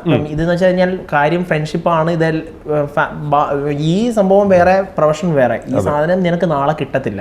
ഇവനോട് പറഞ്ഞാൽ നിനക്ക് അവനത് മനസ്സിലാവും. നിന്റെ ബെസ്റ്റ് ഫ്രണ്ടാ, അവനത് മനസ്സിലാവും. നീ ഓൾറെഡി അവിടെ ചെന്നല്ലോ, അവന്റെ കൂടെ ഉണ്ടായിരുന്നല്ലോ. എന്നിട്ട് ഞാൻ വെളുപ്പിനെ അവിടുന്ന് ഇറങ്ങാം. ഞാൻ വെളുപ്പിനെ അവിടുന്ന് ഇറങ്ങി ഞാൻ ഇവിടെ വന്നപ്പോഴത്തേനും ആരതി എല്ലാം എന്ന് വെച്ചാൽ ആരതി റെഡി ആവുന്നതിന് മുന്നേ വന്ന് വീഡിയോ എടുക്കണം എന്നുള്ളതായിരുന്നു എൻ്റെ ഒരു ആഗ്രഹം. പക്ഷെ അങ്ങോട്ട് കയറ്റി വിട്ടില്ല, നമ്മുടെ ആൾക്കാരെ ഒന്നും കയറ്റി വിട്ടില്ല. അപ്പം ഞാൻ വന്നപ്പോഴത്തേനും എല്ലാവർക്കും എന്ന് വെച്ചാൽ ഇവിടെയുള്ള ആൾക്കാർക്കെല്ലാം അവരുടെ അടുത്തുള്ള ആൾക്കാർക്കെല്ലാം എന്നെ അറിയായിരുന്നു. അപ്പോൾ ആരതി എവിടെ ഉണ്ടെന്ന് ചോദിച്ചപ്പോൾ പറഞ്ഞു ഇതേ മേളിലുണ്ട് എന്ന് പറഞ്ഞു. അപ്പൊ ഞാൻ നേരെ പോയി നോക്കി നിൽക്കുന്നത് ആരതി അങ്ങനെ നിൽക്കുന്നതാണ്. അപ്പം തന്നെ ഞാൻ വീഡിയോ എടുത്തു. ഇങ്ങനെ നോക്കി നിൽക്കുന്നത് ആരതി ടെൻഷനാണോ? അപ്പം അത് കഴിഞ്ഞിട്ട് ഞാൻ ആരതിയോട് ചോദിച്ചായിരുന്നു, ഇതാ ഞാൻ എടുത്തിരിക്കുന്നത്. അപ്പം ആരതി പറഞ്ഞു ഇതിന്റെ വീഡിയോ നമ്മൾ ഇടുമ്പോഴത്തേന് ആരതി, കാരണം ആ സാരി മാത്രമേ നമ്മുടെ ഉണ്ടായിരുന്നുള്ളൂ. രണ്ടാമത്തെ സാരി നമ്മുടെ ആയിരുന്നു. എല്ലാ സാരീസും അവരുടെ വീട്ടുകാരുടെ എല്ലാ സാരീസും നമ്മൾ എടുത്തു. എനിക്ക് 21 സാരിയോ മറ്റാണെന്ന് നമ്മുടെ കയ്യിൽ നിന്ന് എടുത്തത്. അപ്പം ആരതിയുടെ ആ മെയിൻ ആ സാരിയുടെ പക്ഷേ ഡിസൈൻസ് ആരതിയുടെയാണ്. അതും കൂടെ പറയണമല്ലോ. അതായത് അതിന്റെ ഫുൾ ക്രെഡിറ്റ് എനിക്ക് അവകാശപ്പെടാൻ പറ്റത്തില്ല. ആ സാരി മാത്രമാണ് നമ്മൾ കൊടുത്തത്. അതിലേക്കുള്ള വർക്കും ഡിസൈൻസും എല്ലാം ആരതിയുടെ തന്നെ. അപ്പം ആരതി പറഞ്ഞായിരുന്നു അത് കൃത്യമായിട്ട് മെൻഷൻ ചെയ്യണം. ആരതി ഒരു ഭയങ്കര സ്വീറ്റ് ആയിട്ടുള്ള ഒരാളാണ്. അത് ഇങ്ങനെ അതും കൂടെ മെൻഷൻ ചെയ്തേക്കണം ചേട്ടാ. കല്യാണം കഴിഞ്ഞിട്ട് പിന്നെ വെച്ചാൽ ഞാൻ മണ്ഡപത്തിൽ എത്തിയിട്ടേ ഇത് ഇടാവുള്ളൂ എന്ന് പറഞ്ഞു. അപ്പം ആർക്കും കിട്ടാത്ത ഒരു കണ്ടന്റ് ഞാൻ ആദ്യം ഈ സാധനം ഞാനിട്ട് കഴിഞ്ഞപ്പോൾ അതിനകത്ത് എൻ്റെ വീഡിയോക്കകത്തൊക്കെ ഉള്ളൊരു സാധനം ഉണ്ട്. അതിനകത്തൊരു ജീവൻ ഉണ്ടെന്ന് ഞാൻ ഉറപ്പ് വരുത്തും. അതിനകത്തൊരു ഫേക്ക് അല്ലാതെ, ഫേക്ക് ആയിട്ടുള്ളത് നമ്മൾ എടുക്കാറുണ്ട് കേട്ടോ, അല്ലെന്നല്ല. അതായത് ഇപ്പം ചില നമുക്ക് അങ്ങനെ ചെയ്യാൻ പറ്റത്തില്ല. ഇപ്പം നമ്മളുടെ കണ്ടന്റ് കുറച്ചും കൂടെ ഇപ്പം ഖുഷി കളക്ഷൻ എന്ന് പറഞ്ഞിട്ടൊരു കളക്ഷൻ, ഈ റേഞ്ച് കുറവിലെ സാരി ഇറക്കണമെന്നുണ്ടെങ്കിൽ ഒരു ഡ്രാമ പോലെ നമ്മൾ സെറ്റ് ചെയ്ത് അത് ആൾക്കാർക്ക് മനസ്സിലാവും. പക്ഷേ ഈ സാധനങ്ങളൊക്കെ നമ്മൾ ഒറിജിനലായിട്ട് ചെയ്യുന്ന സാധനവും ആൾക്കാർക്ക് മനസ്സിലാവും. ഇതിനെപ്പറ്റി തെറി പറയുന്ന ആൾക്കാരുണ്ടെങ്കിലും ബാക്കി ഒരു 90% ആൾക്കാർക്കും അതിൻ്റെ ശരിയായിട്ടുള്ള സാധനം എന്നാന്ന് മനസ്സിലാവുന്ന. അപ്പം അങ്ങനെ ഇട്ട് കഴിഞ്ഞപ്പോഴത്തേനും എനിക്ക് തോന്നുന്നു ഭയങ്കര എഡിറ്റ് ചെയ്ത് ഭയങ്കര അടിപൊളിയായിട്ട് ചെയ്ത സാധനങ്ങളെക്കാളും ഒക്കെ ഭയങ്കരമായിട്ട് സിമ്പിൾ ആയിട്ട് അത് കയറിപ്പോയി. ഭയങ്കര അന്ന് ഭയങ്കര റീച്ച് ആയിരുന്നു. പിന്നെ ഇനി നമുക്ക് നമ്മുടെ ഇതിലേക്ക് വരാം. നമ്മുടെ ഞാൻ വേണമെങ്കിൽ ഒരു പാർട്ട് ടൈം ആയിട്ട് വേണമെങ്കിൽ വരാം. ഞാൻ ഇങ്ങനെ ആലോചിക്കുന്നുണ്ട്, പ്ലാൻ ഉണ്ട്. ഞങ്ങൾക്ക് പേടി ഇനി വേറൊരു സ്പേസ് എന്ന് പറഞ്ഞ പുതിയ ചാനൽ വരുമെന്നാണ്. അടവുകളെല്ലാം പറ്റിക്കൊണ്ടിരിക്കുകയാണ്. അല്ല, നിങ്ങൾ തുടങ്ങുകയും ചെയ്യും, തുടങ്ങും. ഓക്കെ, ക്ലോത്തിങ്സിലൊക്കെ ശ്രദ്ധിക്കണം, ശ്രദ്ധ മാറരുത്. ഓക്കെ. അപ്പോൾ ഇനി നമ്മുടെ ഈ പ്രൊഡക്റ്റിലേക്ക് വരുമ്പോൾ ശരിക്കും ഇതെല്ലാം നമ്മൾ ഡയറക്റ്റ് പോയി ക്വാളിറ്റി ഡയറക്റ്റ് ചെക്ക് ചെയ്ത് നമ്മൾ തന്നെ പർച്ചേസ് ചെയ്ത് കൊണ്ടുവരികയാണ് അല്ലേ? അപ്പോൾ അതിന് വേണ്ടിയിട്ട് ഒരുപാട് ട്രാവൽ ചെയ്യാറുണ്ട് ഞാൻ. അതായത് നമ്മുടെ കടയിലുള്ള ഒരു 850 രൂപയുടെ സാരി മുതൽ എത്രയായി ഇപ്പം എൻ്റെ കയ്യിലുള്ളതൊരു 1,20,000 രൂപയുടെ സാരിയാണ് അങ്ങേ അറ്റത്തെ ഉള്ളത്. ആ 1,20,000 രൂപയുടെ സാരി വരെ ഞാൻ കാണാതെ എൻ്റെ കടയിൽ ഇരിപ്പില്ല. ഞാനായിട്ട് സെലക്ട് ചെയ്തിട്ടുള്ള, അല്ലെങ്കിൽ നമ്മൾ പറഞ്ഞ കൺസെപ്റ്റിൽ വീവ് ചെയ്ത് അത് വന്ന് ഞാൻ കണ്ട് ഉറപ്പുള്ള സാധനം മാത്രം ഒരു സാരി പോലും ഇല്ല. എല്ലാം എനിക്കറിയാം. ഈ ഇപ്പം ഈ 850 രൂപയുടെ സാരി എന്ന് പറയുന്നില്ലേ, നമ്മൾ പറയൂലേ അത് ഞാൻ കുറച്ച് പൈസ കുറഞ്ഞൊരു ബാക്കി കുറച്ച് ചെറിയൊരു എമൗണ്ട് സാരി എടുത്തു എന്ന് പറയൂലേ. പക്ഷെ ആ ചെറിയ എമൗണ്ടിന് എടുക്കണമെങ്കിലും അതിനും ഒരു ക്വാളിറ്റി ഇല്ലേ നമ്മൾ എടുക്കുന്നതിന്, അതിലും ഒരു ക്വാളിറ്റി. അതാണ് നമ്മൾ ഏറ്റവും കൂടുതൽ റിവ്യൂവിലൊക്കെ കണ്ടിട്ടുള്ളൊരു കാര്യം. ഏറ്റവും കുറഞ്ഞ പൈസയ്ക്ക് ഒരു പ്രൊഡക്റ്റ് എടുത്തിട്ട് പോലും അതിന് ഭയങ്കര ക്വാളിറ്റി ആയിരുന്നു എന്ന് പറഞ്ഞു. അപ്പോൾ ഇതെല്ലാം താങ്കൾ ഇത് അതേപോലെ പോയി ക്വാളിറ്റി ചെക്ക് ചെയ്തിട്ടാണ് എടുക്കുന്നത്. പിന്നെ ഞാൻ ഈ പറയുന്ന ഒരു കാര്യമുണ്ട്, അതായത് ബിസിനസ് അറിയാവുന്ന ആൾക്കാർ പറയുന്ന ഒരു കാര്യമാണ്, ഒന്നെങ്കിൽ നീ ഹൈ എൻഡ് നോക്കണം, അല്ലെങ്കിൽ നീ ഇങ്ങേറ്റം നോക്കണം. ഇത് രണ്ടും കൂടെ പിടിച്ചാൽ ജോയിലെ ഇത് നടക്കത്തില്ല. പക്ഷെ എൻ്റെ ഒരു ആഗ്രഹമായിരുന്നു ഇത് രണ്ടും ഞാൻ ചെയ്യും. ഹൈ എൻഡും ഞാൻ ചെയ്യണം. അതായത് അങ്ങനത്തെ കസ്റ്റമേഴ്സിനെ എനിക്ക് ട്രീറ്റ് ചെയ്യാൻ പറ്റും. അതെൻ്റെ ഒരു കോൺഫിഡൻസാണ്. ഇങ്ങേ അറ്റത്തെ എന്ന് വെച്ചാൽ അത്യാവശ്യം സാധാരണക്കാരന് പറ്റുന്ന സാരി ഇപ്പോൾ ഒരു ഗസ്റ്റ് അപ്പിയറൻസിന് ഒരു 10-15,000 രൂപ. നമ്മളെല്ലാം സാധാരണ, ഞാൻ ഒരു വലിയ അങ്ങേറ്റത്തെ ഒരു ഫാമിലിയിൽ നിന്നൊന്നും അല്ല, എന്നുവെച്ചാൽ നന്നായിട്ട് ജീവിച്ച ഒരു മിഡിൽ ക്ലാസ് അല്ലെങ്കിൽ അപ്പർ മിഡിൽ ക്ലാസ് ആയിട്ട് ഉള്ള ഒരാളാണ്. അപ്പം നമ്മളെ സംബന്ധിച്ചിടത്തോളം ഒരു ഭയങ്കര എക്സ്പെൻസീവ് ആയിട്ടുള്ളൊരു സാരി ഒരു കസിൻ്റെ കല്യാണത്തിന് അല്ലെങ്കിൽ ഒരു സെക്കൻഡ് കസിൻ്റെ കല്യാണത്തിന് കൊടുക്കേണ്ട ആവശ്യമില്ല. പക്ഷേ വെറൈറ്റി ആയിരിക്കും ചെയ്യണം. ഈ കോട്ടയം നസ്രാണികളുടെ ഒരു പ്രത്യേകതയാണ്, എസ്പെഷ്യലി എവിടെയില്ലാത്ത സാധനം വേണം അവർക്ക്. നമ്മുടെ പെങ്ങന്മാർ ഉൾപ്പെടെയുള്ള ആൾക്കാരുടെ കുറിച്ച് പക്ഷെ പൈസ ഇട്ടില്ലായിരുന്നു. അപ്പൊ അങ്ങനെ ഒരു സാധനം എൻ്റെ തലയിലുണ്ടല്ലോ, നമുക്കറിയണമല്ലോ ആദ്യമേ നമ്മുടെ കസ്റ്റമറുടെ കണ്ണിലൂടെ വേണമല്ലോ ഞാൻ കാണാൻ. അതിനകത്ത് കൊടുക്കാൻ പറ്റുന്ന, ഇപ്പൊ 850 രൂപയ്ക്ക് കൊടുക്കാൻ പറ്റുന്ന ആ സാധനം എനിക്ക് 10,000 രൂപയുടെ സാരി എനിക്ക് കൊടുക്കാൻ പറ്റത്തില്ല. 850-നകത്ത് കിട്ടുന്നതിനകത്ത് ഏറ്റവും ബെസ്റ്റ് കൊടുക്കാൻ പറ്റുമെന്ന് ഞാൻ ഉറപ്പ് വരുത്താറുണ്ട്. ഇപ്പം 1,20,000 രൂപയ്ക്ക് എൻ്റെ കയ്യിൽ നിന്ന് ഒരു സാരി മേടിച്ചിട്ടുണ്ടെങ്കിൽ ആ സാരിക്ക് കൊടുക്കാൻ പറ്റുന്നതിൻ്റെ ഏറ്റവും ബെസ്റ്റ് എന്ന് ഞാൻ ഉറപ്പ് വരുത്താറുണ്ട്. അതായത് പ്രൈസിങ്ങിനകത്തും ഞാൻ അങ്ങനെ തന്നെ ശ്രദ്ധിക്കാറുണ്ട്. എനിക്ക് എൻ്റെ ഒരു ആഗ്രഹം എന്താണെന്ന് വെച്ച് കഴിഞ്ഞാൽ എല്ലാവരിലും എത്തണം. നമുക്ക് പ്രൈസ് കൂട്ടിയിട്ട് കഴിഞ്ഞ് കഴിഞ്ഞാൽ ഇപ്പം ചില ആൾക്കാർ പറയും ഈ സാരിയുടെ വാല്യൂ നീ കുറയ്ക്കുക, ഇപ്പം ഇത്രയും കുറവ് പ്രൈസിൽ ഇട്ട് കഴിഞ്ഞാൽ. പക്ഷെ ഞാൻ പറയുന്നത് എന്താണെന്ന് വെച്ച് കഴിഞ്ഞാൽ എൻ്റെ ഒരു ആഗ്രഹം എന്ന് വെച്ചാൽ എല്ലാവരിലേക്കും എംലോഫ്റ്റ് എത്തണം. അതെൻ്റെ ഒരു ആഗ്രഹമായിരുന്നു. പക്ഷെ അത് ഇപ്പം 5ാമത്തെ വർഷം, ഇപ്പം നാളെ എങ്ങനെ ആവുമെന്ന് അറിയത്തില്ല. ഇപ്പം ഈ പറഞ്ഞതുപോലെ ഇന്നത്തെ ദിവസം ഞാൻ ഹാപ്പിയാണ്. കാരണം എന്താണെന്ന് വെച്ചാൽ ഒരുപാട് ആൾക്കാരിലേക്ക് ഈ സംഭവം ഇറങ്ങി. ഇപ്പം ഞാൻ ഈ ഹൈ എൻഡ് മാത്രം പിടിച്ചിരുന്നെങ്കിൽ, ക്വാളിറ്റി ഭയങ്കര കൂടിയിട്ടുള്ള സാധനം മാത്രം ഇത് ചെയ്തിരുന്നുണ്ടെങ്കിൽ നമുക്കത് ചെയ്യാൻ പറ്റിയില്ല. നേരെ തിരിച്ചും ഇപ്പം നമ്മൾ ഈ സാധനം മാത്രം ചെയ്തിരുന്നുണ്ടെങ്കിൽ കല്യാണ സാരിക്ക് നമ്മുടെ അടുത്തോട്ട് ആരും വരിക. അങ്ങനെ എങ്ങനെയൊക്കെയോ ആർക്കും വരാം, ധൈര്യമായിട്ട് കയറി വരാം. ആ ഒരു സാധനമാണ് നമ്മളവിടെ ചെയ്തു വെച്ചേക്കുന്നത്. ഞാൻ മാക്സിമം ചെയ്യുന്ന വേറൊരു സാധനം എന്താണെന്ന് വെച്ച് കഴിഞ്ഞാൽ, നമ്മുടെ കടയിൽ വരുന്ന ഒരാൾക്ക് വീട്ടിൽ വരുന്ന ഫീല് കിട്ടണം. നമ്മുടെ സ്റ്റോറിന്റെ സെറ്റപ്പും അങ്ങനെയാണ്. ഞാൻ സ്റ്റാഫിനോട്, ഇപ്പം നമ്മുടെ സ്റ്റാഫ് എന്ന് പോലും ചേച്ചിമാരെല്ലാവരോടും ആരും എന്നെ സാറെന്നോ ഇതോ ഒന്നും വിളിക്കാറില്ല, എന്നെ ജോലയെന്ന് തന്നെ വിളിക്കുന്നത്. ആർക്കും എന്നെ വഴക്കും പറയാം. എന്നെ ചേച്ചിമാരെ നല്ലതായിട്ട് വഴക്ക് പറയും. കാരണം ഞാൻ എക്സ്പീരിയൻസ്ഡ് അല്ല. ഞാൻ ജനിക്കുന്ന കാലത്ത് വർക്ക് ചെയ്യാൻ തുടങ്ങിയിട്ടുള്ള ചേച്ചിമാരുണ്ട് നമുക്ക് അവിടെ.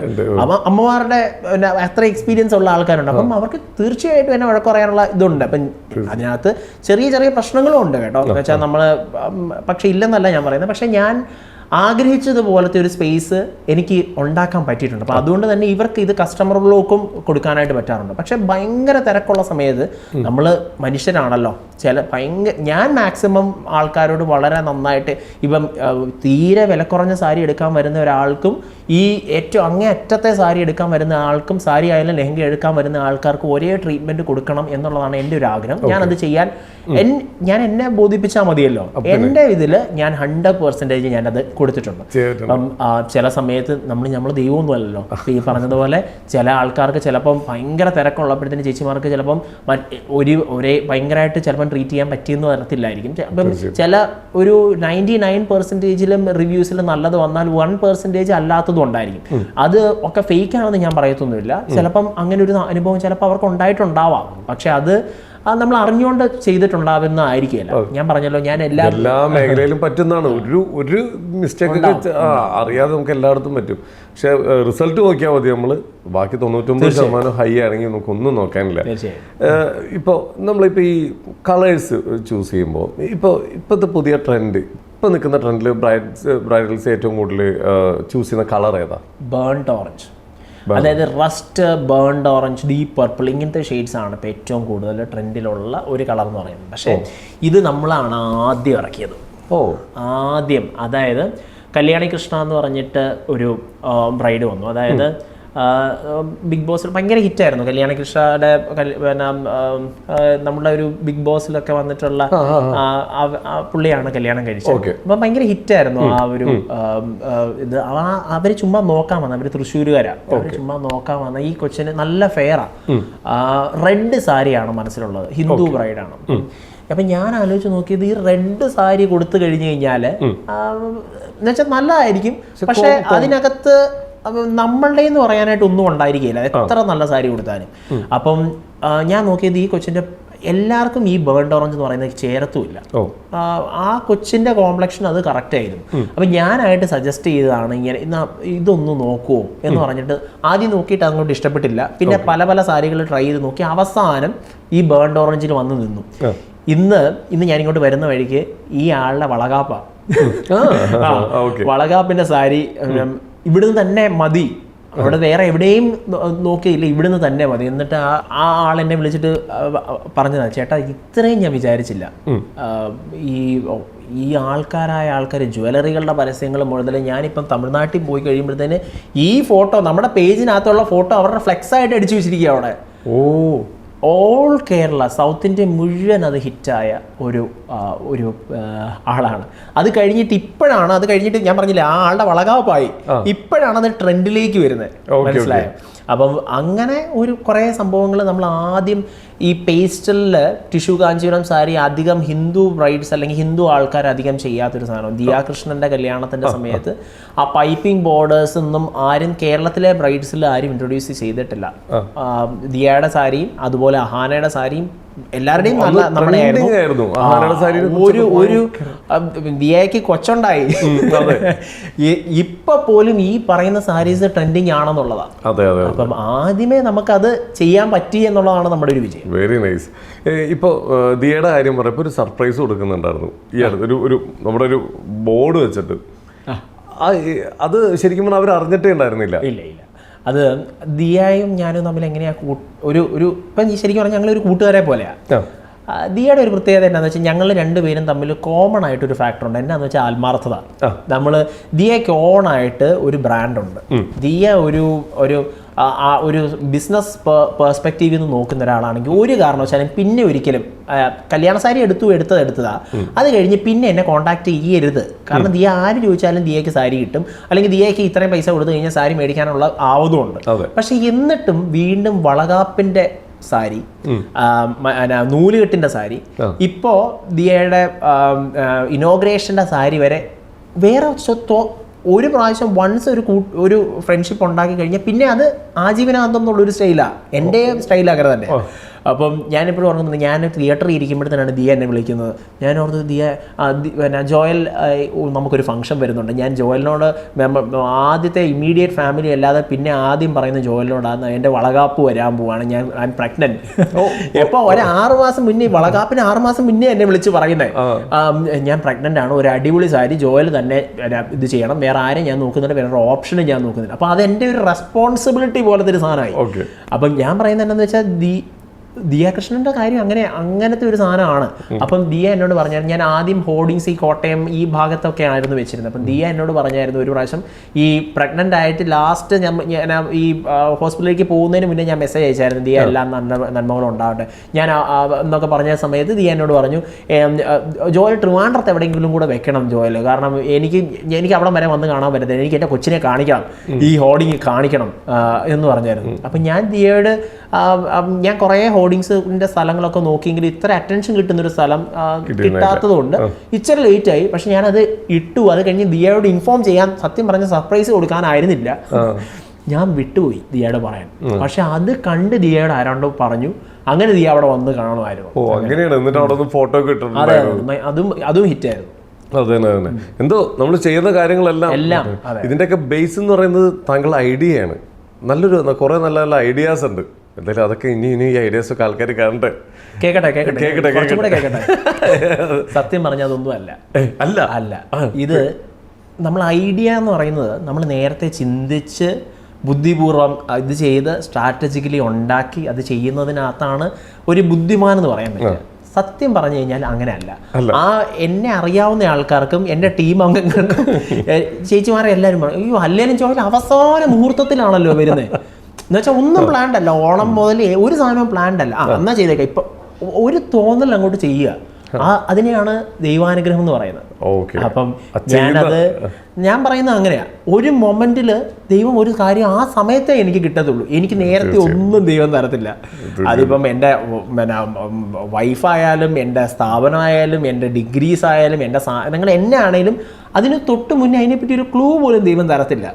അവസാന മുഹൂർത്തത്തിൽ ആ സാധനം എൻ്റെ കയ്യിലോട്ട് വെച്ചത്. അത് ഞാനിങ്ങോട്ട് മേടിച്ചാൽ മതി. അതാണ് സത്യമായിട്ട്. ഈ എംലോഫ്റ്റിന്റെ സിഗ്നേച്ചർ ഐറ്റംസ് എന്തൊക്കെയാണ്?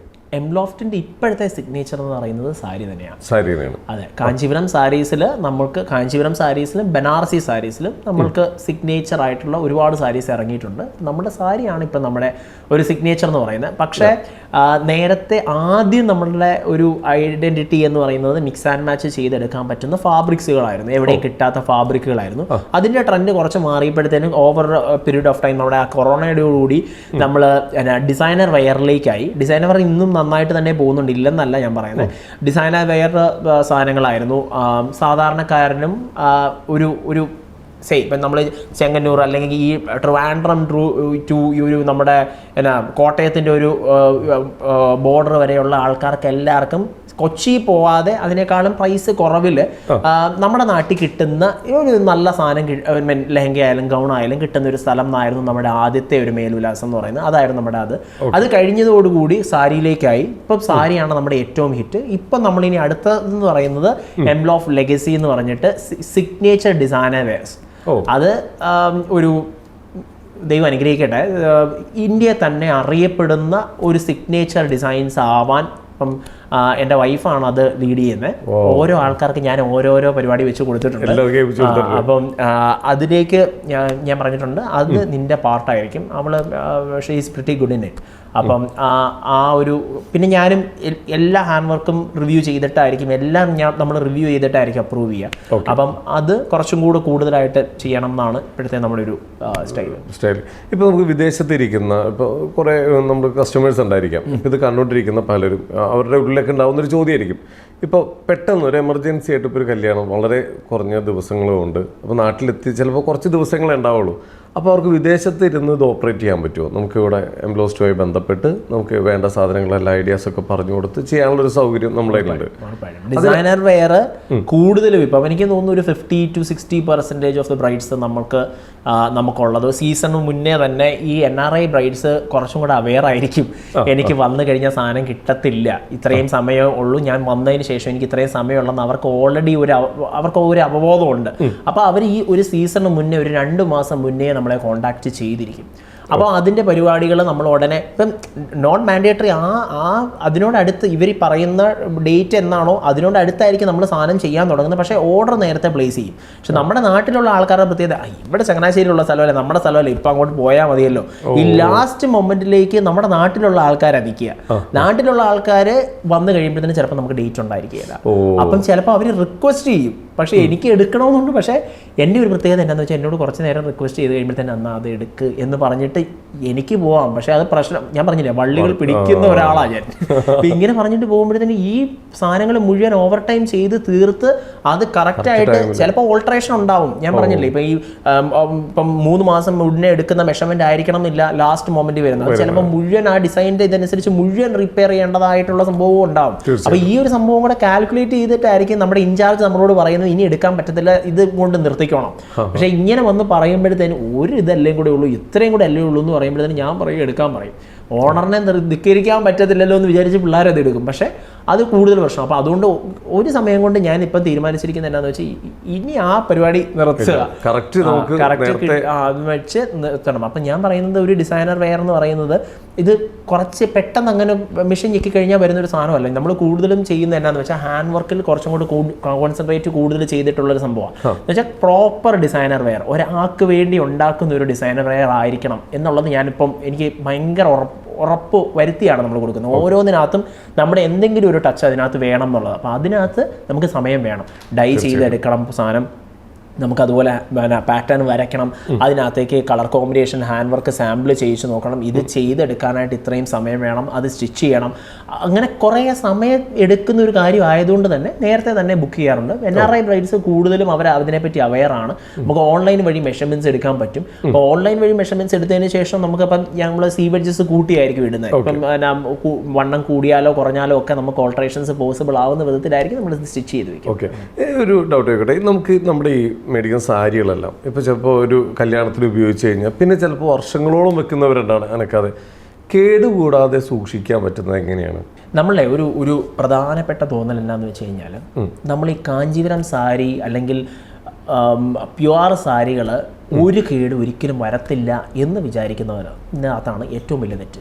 സത്യം പറഞ്ഞു കഴിഞ്ഞാൽ എൻ്റെ ഒരു അനുഭവം എന്ന് വെച്ചാൽ ഈ 5 വർഷമേ ആയുള്ളൂ ഞാൻ ഈ സംഭവത്തിലേക്ക് ഇറങ്ങിയിട്ട്. ഇതുവരെയുള്ള എൻ്റെ ഒരു എക്സ്പീരിയൻസ് വെച്ചിട്ടും ഞാൻ വീവേഴ്സിനോട് ചോദിച്ചിട്ടുള്ളത് വെച്ചിട്ടും നമ്മൾ ഏജൻസിനോട് ചോദിച്ചിട്ടുള്ളത് വെച്ചിട്ടും എൻ്റെ ഒരു റിസർച്ചും എൻ്റെ ഒരു അറിവും വെച്ചിട്ട് ഏറ്റവും വില കൂടിയ സാരി ആയിരിക്കും ഏറ്റവും കേട് വരാൻ വളരെ സാധ്യത കൂടുതൽ.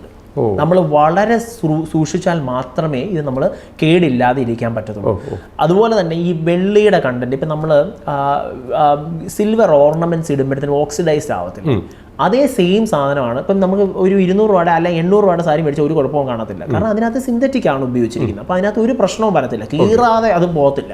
പക്ഷേ ഏറ്റവും വില കൂടി ഒരു 90,000 രൂപയുടെ സാരി ആണെന്നുണ്ടെങ്കിൽ അത് ജെറി ഉടയാൻ സാധ്യതയുണ്ട്.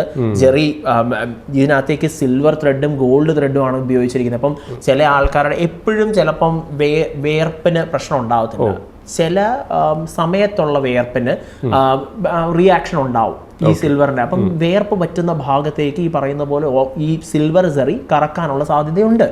അത് നമ്മളുടെ മാത്രമല്ല, അതിന് ശരിക്കും പറഞ്ഞു കഴിഞ്ഞാൽ അത് നമ്മളുടെ ഒരു പ്രശ്നം എന്ന് വെച്ചാൽ കടക്കാരുടെ പ്രശ്നമോ കാഞ്ചീപുരം അത് അങ്ങനെയാണ്. ഇപ്പം ഈ സാരിയായിട്ട് ഞാൻ കൊണ്ടുപോയി കാഞ്ചീപുരം വ്യൂവേഴ്സിൻ്റെ കൈ കൊടുത്തു കഴിഞ്ഞാൽ അവരെന്നെ എന്ന് വെച്ചാൽ അതങ്ങനെയാണ്, അതിൻ്റെ ഒരു സ്റ്റൈൽ അങ്ങനെയാണ്. അപ്പോൾ അതുകൊണ്ട് നമ്മൾ ആംബിറ്റ് പാഡ് ഉപയോഗിച്ച് വേണം. നമ്മൾ വേർപ്പ് പറ്റിയിട്ടുണ്ടെന്നുണ്ടെങ്കിൽ അതിനെ അപ്പം എന്ന് വെച്ചാൽ നമ്മളൊന്ന് വെയിലത്തിട്ട് ഉണക്കി ആയിട്ട് വേണം. വെയിലെന്ന് പറഞ്ഞാൽ നേരെ സൺലൈറ്റിൻ്റെ അല്ല, ഒരു ചെറിയ ഒരു തണലത്തിട്ട് ഒന്ന് ജസ്റ്റ് ഒന്ന് ഇത് ചെയ്തിട്ട് വേണം. അതുപോലെ നമ്മൾ ഡ്രൈ ക്ലീനിങ്ങിന് കൊടുക്കുന്നുണ്ടെന്നുണ്ടെങ്കിൽ വളരെ നല്ല ജെനുവിൻ ആയിട്ടുള്ള ആൾക്കാരാണ്, അവർക്ക് എക്സ്പീരിയൻസ് ഉണ്ടെന്ന് ഉറപ്പുള്ള ആൾക്കാരുടെ കയ്യിലേ നമ്മൾ കൊടുക്കാവുള്ളൂ. അതിനുശേഷം നമ്മളത് കീപ്പ് ചെയ്യുന്നതും പ്ലാസ്റ്റിക്കിനകത്ത് കീപ്പ് ചെയ്യരുത്. നമ്മളൊരു മുണ്ടിനകത്തോ അല്ലെങ്കിൽ നമുക്ക് എയർ സർക്കുലേഷൻ കിട്ടുന്ന വിധത്തിൽ വേണം. ഒരു മുണ്ടിനകത്ത് കീപ്പ് ചെയ്താലും മതി, ഒന്ന് ടൈറ്റ് ഇത് ചെയ്ത് കീപ്പ് ചെയ്താൽ മതി. ഒരു 3 മാസം കൂടുമ്പോഴത്തേന് ഈ സാരി ഒന്ന് ജസ്റ്റ് തിരിച്ച് മറിച്ച് ഇടുമ്പോഴത്തേനും അതിലേക്ക് ഒന്നുകൂടെ ഒന്ന് ഇത് ചെയ്യുന്ന വിധത്തിൽ വരികയാണെങ്കിൽ ഒരുപാട് കാലങ്ങൾ നമുക്ക് കാഞ്ചീപുരം സാരി നന്നായിട്ട് സൂക്ഷിക്കാൻ പറ്റുമല്ലേ. ഇപ്പം നമ്മുടെ ഇന്ത്യയിൽ തന്നെ നമ്മളിപ്പോൾ യാത്ര ചെയ്യുമ്പോൾ ഏറ്റവും നല്ല പട്ട് കിട്ടുന്നത് എവിടെ നിന്നാണ്? എൻ്റെ ഒരു ഇതിൽ ശരിയാണെന്നുണ്ടെങ്കിൽ കാഞ്ചീപുരം ആണ് ഏറ്റവും ബെസ്റ്റ് അവിടെ തന്നെയാണ്. കാരണം ഈ ചിലപ്പം ആൾക്കാർ അറിയപ്പെടാത്ത സ്ഥലങ്ങളിൽ ഇപ്പം നമ്മൾ ഗോവയിലൊക്കെ പോയ വെർജിൻ ബീച്ചസ് ഉണ്ടെന്നൊക്കെ പറയത്തില്ലേ, എന്ന് പറയുന്ന പോലെ ആരും കാണാത്ത കുറേ സ്ഥലങ്ങളുണ്ടാവും. എന്ന് വെച്ചാൽ അവിടെ പോയി കഴിഞ്ഞ് കഴിഞ്ഞാൽ ഇപ്പം സാധാരണ ആൾക്കാർക്ക് അറിയാവുന്ന കുറേ സ്ഥലങ്ങളുണ്ടാവും. അപ്പം അവിടുന്ന് മാത്രമല്ലാതെ ഞാൻ എന്നാ ചെയ്യുന്നതെന്ന് വെച്ചാൽ ഞാൻ പറഞ്ഞില്ലേ, എനിക്കിങ്ങനെ ആരെയും നോക്കാനൊന്നുമില്ല. ഞാൻ ഈ 6ന്റെ കൂടെ എന്ന് വെച്ചാൽ നടന്നു പോകണമെങ്കിൽ നടന്നു പോകും, അങ്ങനെ അല്ലാതെ സ്കൂട്ടറിൽ പോകണമെങ്കിൽ അങ്ങനെ പോകും. ഇനിയിപ്പം ഇച്ചിരി അവർ തരത്തില്ല എന്നൊക്കെ പറഞ്ഞാൽ ഞാൻ റിക്വസ്റ്റ് ചെയ്ത ആളെങ്കിലും ഞാൻ എനിക്കൊന്നും നോക്കാനില്ല. പിന്നല്ല എനിക്ക് ചോദിച്ചാ പിന്നെ തരത്തില്ലെങ്കിൽ തരണ്ട, പക്ഷെ ഞാൻ ചോദിക്കാന്നുള്ളത് എൻ്റെ കാര്യമാണല്ലോ. ആദ്യമൊന്നും എനിക്ക് ഒരു വ്യൂവേഴ്സും ഇത് ഞാൻ പറഞ്ഞില്ലേ, ഈ സിനിമ കാണുന്ന പോലത്തെ ഒരു സൈസ് ജീവിതം എൻ്റെ. ഇത് നമ്മൾ ഈ കാഞ്ചീപുരം സാരികൾ ഒന്നെങ്കിൽ ഞാനൊരു ഇങ്ങനെ ഒരു ഹെറിഡിറ്ററി ബിസിനസ് ചെയ്യുന്ന ഒരാളായിരിക്കണം. അല്ലാത്ത സ്ഥിതിക്ക് നമുക്ക് അങ്ങനെ സാരികൾ കിട്ടുക അത്ര എളുപ്പമല്ല. എല്ലാ വ്യൂവേഴ്സും എന്നോട് എത്ര വ്യൂവേഴ്സ് എന്നോട് പറഞ്ഞിട്ട് തരാൻ പറ്റത്തില്ല എന്ന് പല പ്രാവശ്യം പറഞ്ഞിട്ട് എങ്ങനെയൊക്കെയോ കുറച്ച് പേര് ആദ്യം എന്നെ ഒന്ന് ഓക്കെ ഒരു കാര്യം ചെയ്യും. ഇപ്പം ഞാനിങ്ങനെ ആദ്യമേ അതിനകത്തുനിന്ന് ഉള്ള 10 സാരി അതിനകത്ത് വെക്കുവേ, അതിനകത്തുനിന്ന് ഏകദേശം റീറ്റെയിൽ പ്രൈസിന് അടുത്തായിരിക്കും എനിക്ക് തരുന്നത്. എന്നാലും ഞാൻ ഓർക്കും പിന്നീട്, പക്ഷേ എൻ്റെ ഓർഡർ കൂടുന്നതനുസരിച്ച് ക്വാണ്ടിറ്റി ഞാൻ പിന്നെ എടുക്കുന്നതനുസരിച്ച് അവർ കുറച്ചും കൂടെ 10 എന്നുള്ളത് 15 സാരി വെക്കും, അതിനകത്തുനിന്ന് ഞാൻ സെലക്ട് ചെയ്യും. അപ്പം പിന്നെ ഞാൻ ഒരു പ്രാവശ്യം ഇപ്പോഴത്തെ നമ്മുടെ മെയിൻ വീവറോട്, അത് ഇവിടുത്തെ എന്നുവെച്ചാൽ ഒരു വലിയ ബ്രാൻഡിൻ്റെ മെയിൻ വീവറായിരുന്നു, പക്ഷേ ഇപ്പം അവരുമായിട്ട് ഡീൽ ചെയ്യുന്നില്ല അവർ. പക്ഷേ ആ വീവർ എന്നോട് ഞാനൊരു കൺസെപ്റ്റ് പറഞ്ഞു, ഇങ്ങനെ ചോക്കർ ബോർഡർ ഇങ്ങനെ ഒരു സാധനം എന്നൊക്കെ പറഞ്ഞിട്ട് ഒരു സാധനം ചെയ്യണം എന്ന് പറഞ്ഞു. അപ്പോൾ അയാൾ എന്നെ ചെറിയ ഒരു ചിരിയോടുകൂടി, നീ ഒരു കാര്യം ചെയ്യും, ഒരു 20 സാരിക്ക് ഓർഡർ ചെയ്യാം, 20 സാരിയാണ് ഞാൻ ചെയ്യാം എന്ന് പറഞ്ഞു. ഞാൻ പറഞ്ഞു എനിക്ക് 20 സാരി ഒന്നും ചെയ്യാൻ പറ്റത്തില്ല, കുഴപ്പമില്ല, ഞാൻ പറഞ്ഞെന്നുള്ളതായിരുന്നു പറഞ്ഞിട്ട് പോയി. അടുത്ത മാസം ഞാൻ അവിടെ ചെല്ലുമ്പോഴത്തേന് ആ സാരി അവിടെ ഉണ്ട്. ആ സാരി നമ്മുടെ കേരളത്തിലുള്ള ഒരു വലിയ ടെക്സ്റ്റൈൽ ഷോറൂമിൻ്റെ മെയിൻ സിഗ്നേച്ചർ സാരി ആയിട്ടാണ് അത് ഇറങ്ങിയത്. അതിനകത്ത് എനിക്ക് കുഴപ്പമൊന്നുമില്ല, എനിക്ക് സന്തോഷമേ ഉള്ളൂ. കാരണം എന്താ വെച്ചാൽ നമ്മുടെ ഒരു കൺസെപ്റ്റാണ് അത് ഇത്രയും വലിയതായി, അപ്പോൾ എനിക്ക് കോൺഫിഡൻസ് ഭയങ്കരമായിട്ട് കൂടുക. അപ്പം അതിനുശേഷം ആ വ്യൂവർ പറഞ്ഞു, കാരണം എനിക്ക് അങ്ങനെ വലിയ സംഭവമായിട്ട് ഇറക്കാൻ പറ്റത്തുമില്ല. ഒന്നുമില്ലേ ഈ സാരി എന്ന് പറഞ്ഞാൽ എൻ്റെ കൊച്ചാണല്ലോ, എങ്ങനെയാണെങ്കിലും ആരുടെ കൈ കൂടെ വളർന്നാലും ആ സാധനം വളരുക എന്ന് പറയുന്നത് എൻ്റെ, ഞാൻ ഇച്ചിരി വ്യത്യാസമായിട്ട് ചിന്തിക്കുന്ന ഒരാളാണ്. അപ്പം ആ ഒരു കാര്യം അതിനുശേഷം ഈ വ്യൂവർ എന്നോട് പറയുന്നത് എന്നാന്ന് വെച്ച് കഴിഞ്ഞാൽ, നീ ഒരു കാര്യം ചെയ്യും, ഒരു സാരി പോലും എടുക്കണ്ട, നീ കൺസെപ്റ്റ് പറഞ്ഞു, ഞാൻ ചെയ്യാം. അങ്ങനെ പറയുന്ന സ്റ്റേജിലേക്ക് വരെ നമ്മൾ എത്തി. അപ്പം കാഞ്ചീപുരത്ത് ഒരു കുറേ നല്ല ഏറ്റവും നല്ല സാരീസ് എനിക്ക് അവിടുന്ന് ഏറ്റവും കൂടുതൽ കിട്ടിയിരിക്കും. തീർച്ചയായിട്ടും. ഓക്കെ, ഇനി ഇപ്പോൾ ഒരുപാട് ആളുകൾ കേട്ടോ കുറെ കബളിപ്പിക്കപ്പെടുന്നുണ്ട്. മീൻസ് എന്താണ് റിയൽ എന്ന് ഇപ്പോഴും പലർക്കും മനസ്സിലാവുന്നില്ല. അഡ്വർടൈസ്മെന്റിലൊക്കെ വിശ്വസിച്ചിട്ട് പലരും ചെന്നപ്പെടുന്നുണ്ട്. ഇതെങ്ങനെയാ മനസ്സിലാവുക? പണ്ടത്തേക്കാൾ ഒരുപാട് കൂടുതലായി ഇപ്പോൾ അത്. അതെ, ഭയങ്കരമായിട്ട് കൂടിയിട്ടുണ്ട് അത്. പക്ഷെ ആൾക്കാർ ഇച്ചിരിയും കൂടെ ഒന്ന് സ്പോണ്ടേനിയസ് ആയിട്ട് ഇങ്ങനെ ഞെക്കി വിടാതെ, ഒരു 1500 രൂപയുടെ സാരി ആണെങ്കിലും 1500 രൂപ ഞാനത് കൊടുക്കുന്നത് വെർത്താണെന്ന് ഉറപ്പ് വരുത്തണ്ടേ. അപ്പോൾ ഇപ്പം റീസെൻ്റ്ലി സംഭവിക്കുന്നത് എന്നാന്ന് വെച്ചാൽ, ഏതോ നോർത്ത് ഇന്ത്യൻ ആൾക്കാരാണ്. നമ്മളിപ്പം റീല് അത്യാവശ്യം ഹിറ്റ് ആണെങ്കിൽ 1 മില്യൺ 2 മില്യൺ 3 മില്യൺ ഒക്കെ പോകുന്ന വീഡിയോസിൻ്റെ താഴേക്ക് വരുന്ന കമൻറ്റുകൾ ഇപ്പോൾ സ്പോണ്ടേനിയസ് ആയിട്ട് നമുക്ക് റെസ്പോണ്ട് ചെയ്യാൻ പറ്റിയെന്ന് പറയത്തില്ല. ഇപ്പോൾ എന്നാ സംഭവിക്കുന്നത് വെച്ച് കഴിഞ്ഞാൽ, നമ്മുടെ ലോഗോ ഉൾപ്പെടെ വെച്ചിട്ട് ഇതിൻ്റെ താഴെ ഒരാൾ പ്രൈസ് പ്ലീസ് എന്ന് ചോദിച്ചു കഴിഞ്ഞാൽ, നമ്മുടെ ലോഗോ ഉൾപ്പെടെ വെച്ചിട്ട് GPay ഇന്നെന്ന് പറഞ്ഞിട്ട് ലോഗോ ഉൾപ്പെടെ വെച്ചിട്ട് ഇതിൻ്റെ താഴെ വേറൊരാൾ കമൻറ്റ് ചെയ്യുക. അവരെ നമുക്ക് നിയന്ത്രിക്കാൻ പറ്റത്തില്ല. നമുക്ക് ഫേക്കാന്ന് പറഞ്ഞത് കാണുമ്പോഴത്തേനും നമുക്ക് ഡിലീറ്റ് ചെയ്യാൻ പറ്റത്തുള്ളൂ. പക്ഷേ അതിന് മുന്നേ തന്നെ ആൾക്കാർ പൈസ അയച്ചു കഴിഞ്ഞു. അപ്പോൾ ഈ പൈസ അയക്കുന്നതിന് മുന്നേ ഇവർ ശരിയായിട്ടുള്ളതാണ് എന്ന് ഉറപ്പ് വരുത്തി, ഇത് ഒറിജിനൽ ആണ്, അല്ലെങ്കിൽ ഇവരുടെ ഒരു ഏകദേശം ഇവരുടെ ഹിസ്റ്ററി നോക്കുമ്പോഴത്തേന് കാണാമല്ലോ, ആ സംഭവത്തിൽ പിടിച്ച് ഞെക്കി അത് നോക്കുമ്പോഴത്തേനും നമുക്ക് മനസ്സിലാവും. അതൊന്ന് ക്ലിക്ക് ചെയ്യുമ്പോഴത്തേനും നമുക്ക് മനസ്സിലാവും ഇവരുടെ ഒരു സാധനം എന്നാന്നുള്ളത്. എന്നിട്ട് ഒന്ന് ചെയ്യുകയാണെങ്കിൽ വലിയ പ്രശ്നം വരത്തില്ല. പിന്നെ ഞാൻ പറയുന്നത് എന്നാന്ന് വെച്ചാൽ, ഒരുപാട് വേരിയേഷൻ വരത്തില്ലെന്നേ. ഇപ്പം ഞാൻ പറയുന്നത് ഡിസൈനകത്തൊക്കെ കുറച്ച് വ്യത്യാസം വരാം. ഇപ്പം ചില ആൾക്കാർ എന്നോട് വന്നിട്ട് പറയാറുണ്ട്, ഇപ്പം എടുക്കത്തില്ലാത്ത ആൾക്കാർ, ഈ സാരി ഞാൻ അപ്പുറത്ത് 10,000 രൂപ വ്യത്യാസത്തിൽ കണ്ടു, എനിക്ക് നല്ല ഉറപ്പാണ് 10,000 രൂപയ്ക്ക് ആ സാരി അവര് വിൽക്കാൻ പറ്റത്തില്ല. കാരണം അല്ലെങ്കിൽ അവന്റെ കയ്യിൽ നിന്ന് കൊടുക്കണം. ഇത്രയും പ്രൈസ് വ്യത്യാസം വരത്തില്ല ഒരേ ക്വാളിറ്റി ആണെങ്കിൽ. ഈ ഡിസൈൻ സെയിം തന്നെ പല ക്വാളിറ്റിയും നമുക്ക് ചെയ്യായിരിക്കും, പല സ്റ്റൈലുകളിൽ നമുക്ക് ചെയ്യായിരിക്കും. പക്ഷെ അതിനകത്ത് വ്യത്യാസം തന്നെയാണ്. മനസ്സിലായോ? ഇപ്പം എൻ്റെ ഒരു സാരിയുടെ ഡിസൈൻ തന്നെ സെയിം സാധനം ബനാറസിൽ 550 രൂപയ്ക്കോ മറ്റോ, നമ്മളുടെ മെയിൻ ഒരു ഖത്താൻ സിൽക്ക് സാരിയുടെ ആയിരുന്നു, ആ ബ്രൈഡിന്റെ ഫോട്ടോ അത് ഭയങ്കര ഹിറ്റായി. ആ സാരിയുടെ സെയിം സ്റ്റൈലിൽ 550 രൂപയ്ക്കോ മറ്റോ അവിടെ സാരി ഇറങ്ങിയിട്ടുണ്ട് ബനാറസിൽ. അപ്പം ഞാൻ പറഞ്ഞ എന്താന്ന് വെച്ച് കഴിഞ്ഞാൽ, കണ്ടാൽ വലിയ വ്യത്യാസം വീഡിയോയ്ക്കകത്ത് മനസ്സിലാവത്തില്ല, പക്ഷെ വ്യത്യാസം തന്നെയാണ്. അപ്പം അതുകൊണ്ട് 1500 രൂപയുടെ സാരി ഉദ്ദേശിക്കുന്ന ആൾക്ക് 1500 രൂപയുടെ ഒരു ഫാബ്രിക്കിന്റെ സ്റ്റൈലുകളുണ്ടല്ലോ, ആ റേഞ്ചേ നമ്മൾ പ്രതീക്ഷിക്കാവുള്ളൂ. കാഞ്ചീപുരം പട്ട് സാരി 1,50,000 രൂപയുടെ സാരിയുടെ സെയിം സാധനമാണ് ഇതെന്ന് പറഞ്ഞ് വിചാരിച്ചു കഴിഞ്ഞാൽ അത് നമുക്ക് പറ്റത്തില്ല. അതുകൊണ്ട് ഇപ്പം നമ്മൾ മേടിക്കുന്ന സാധനം നമ്മൾ പൈസ അയക്കുന്നതിന് മുന്നേ ആ ആള് ജെന്യുവിൻ ആണെന്ന് നമ്മൾ ഉറപ്പ് വരുത്തണം. പിന്നെ നമ്മുടെ എക്സ്പെക്ടേഷൻ ലെവൽ, നമ്മൾ 1500 രൂപയാണ് കൊടുക്കുന്നതെങ്കിൽ 1500 രൂപയുടെ സാധനമായിരിക്കും നമുക്ക് കിട്ടുക എന്നുള്ളതും നമ്മൾ ഒന്ന് മനസ്സിൽ ഓർത്തേക്കുക. അപ്പം ഈ 2 കാര്യം ചെയ്യണമെന്നാണ് എനിക്ക് തോന്നുന്നത്.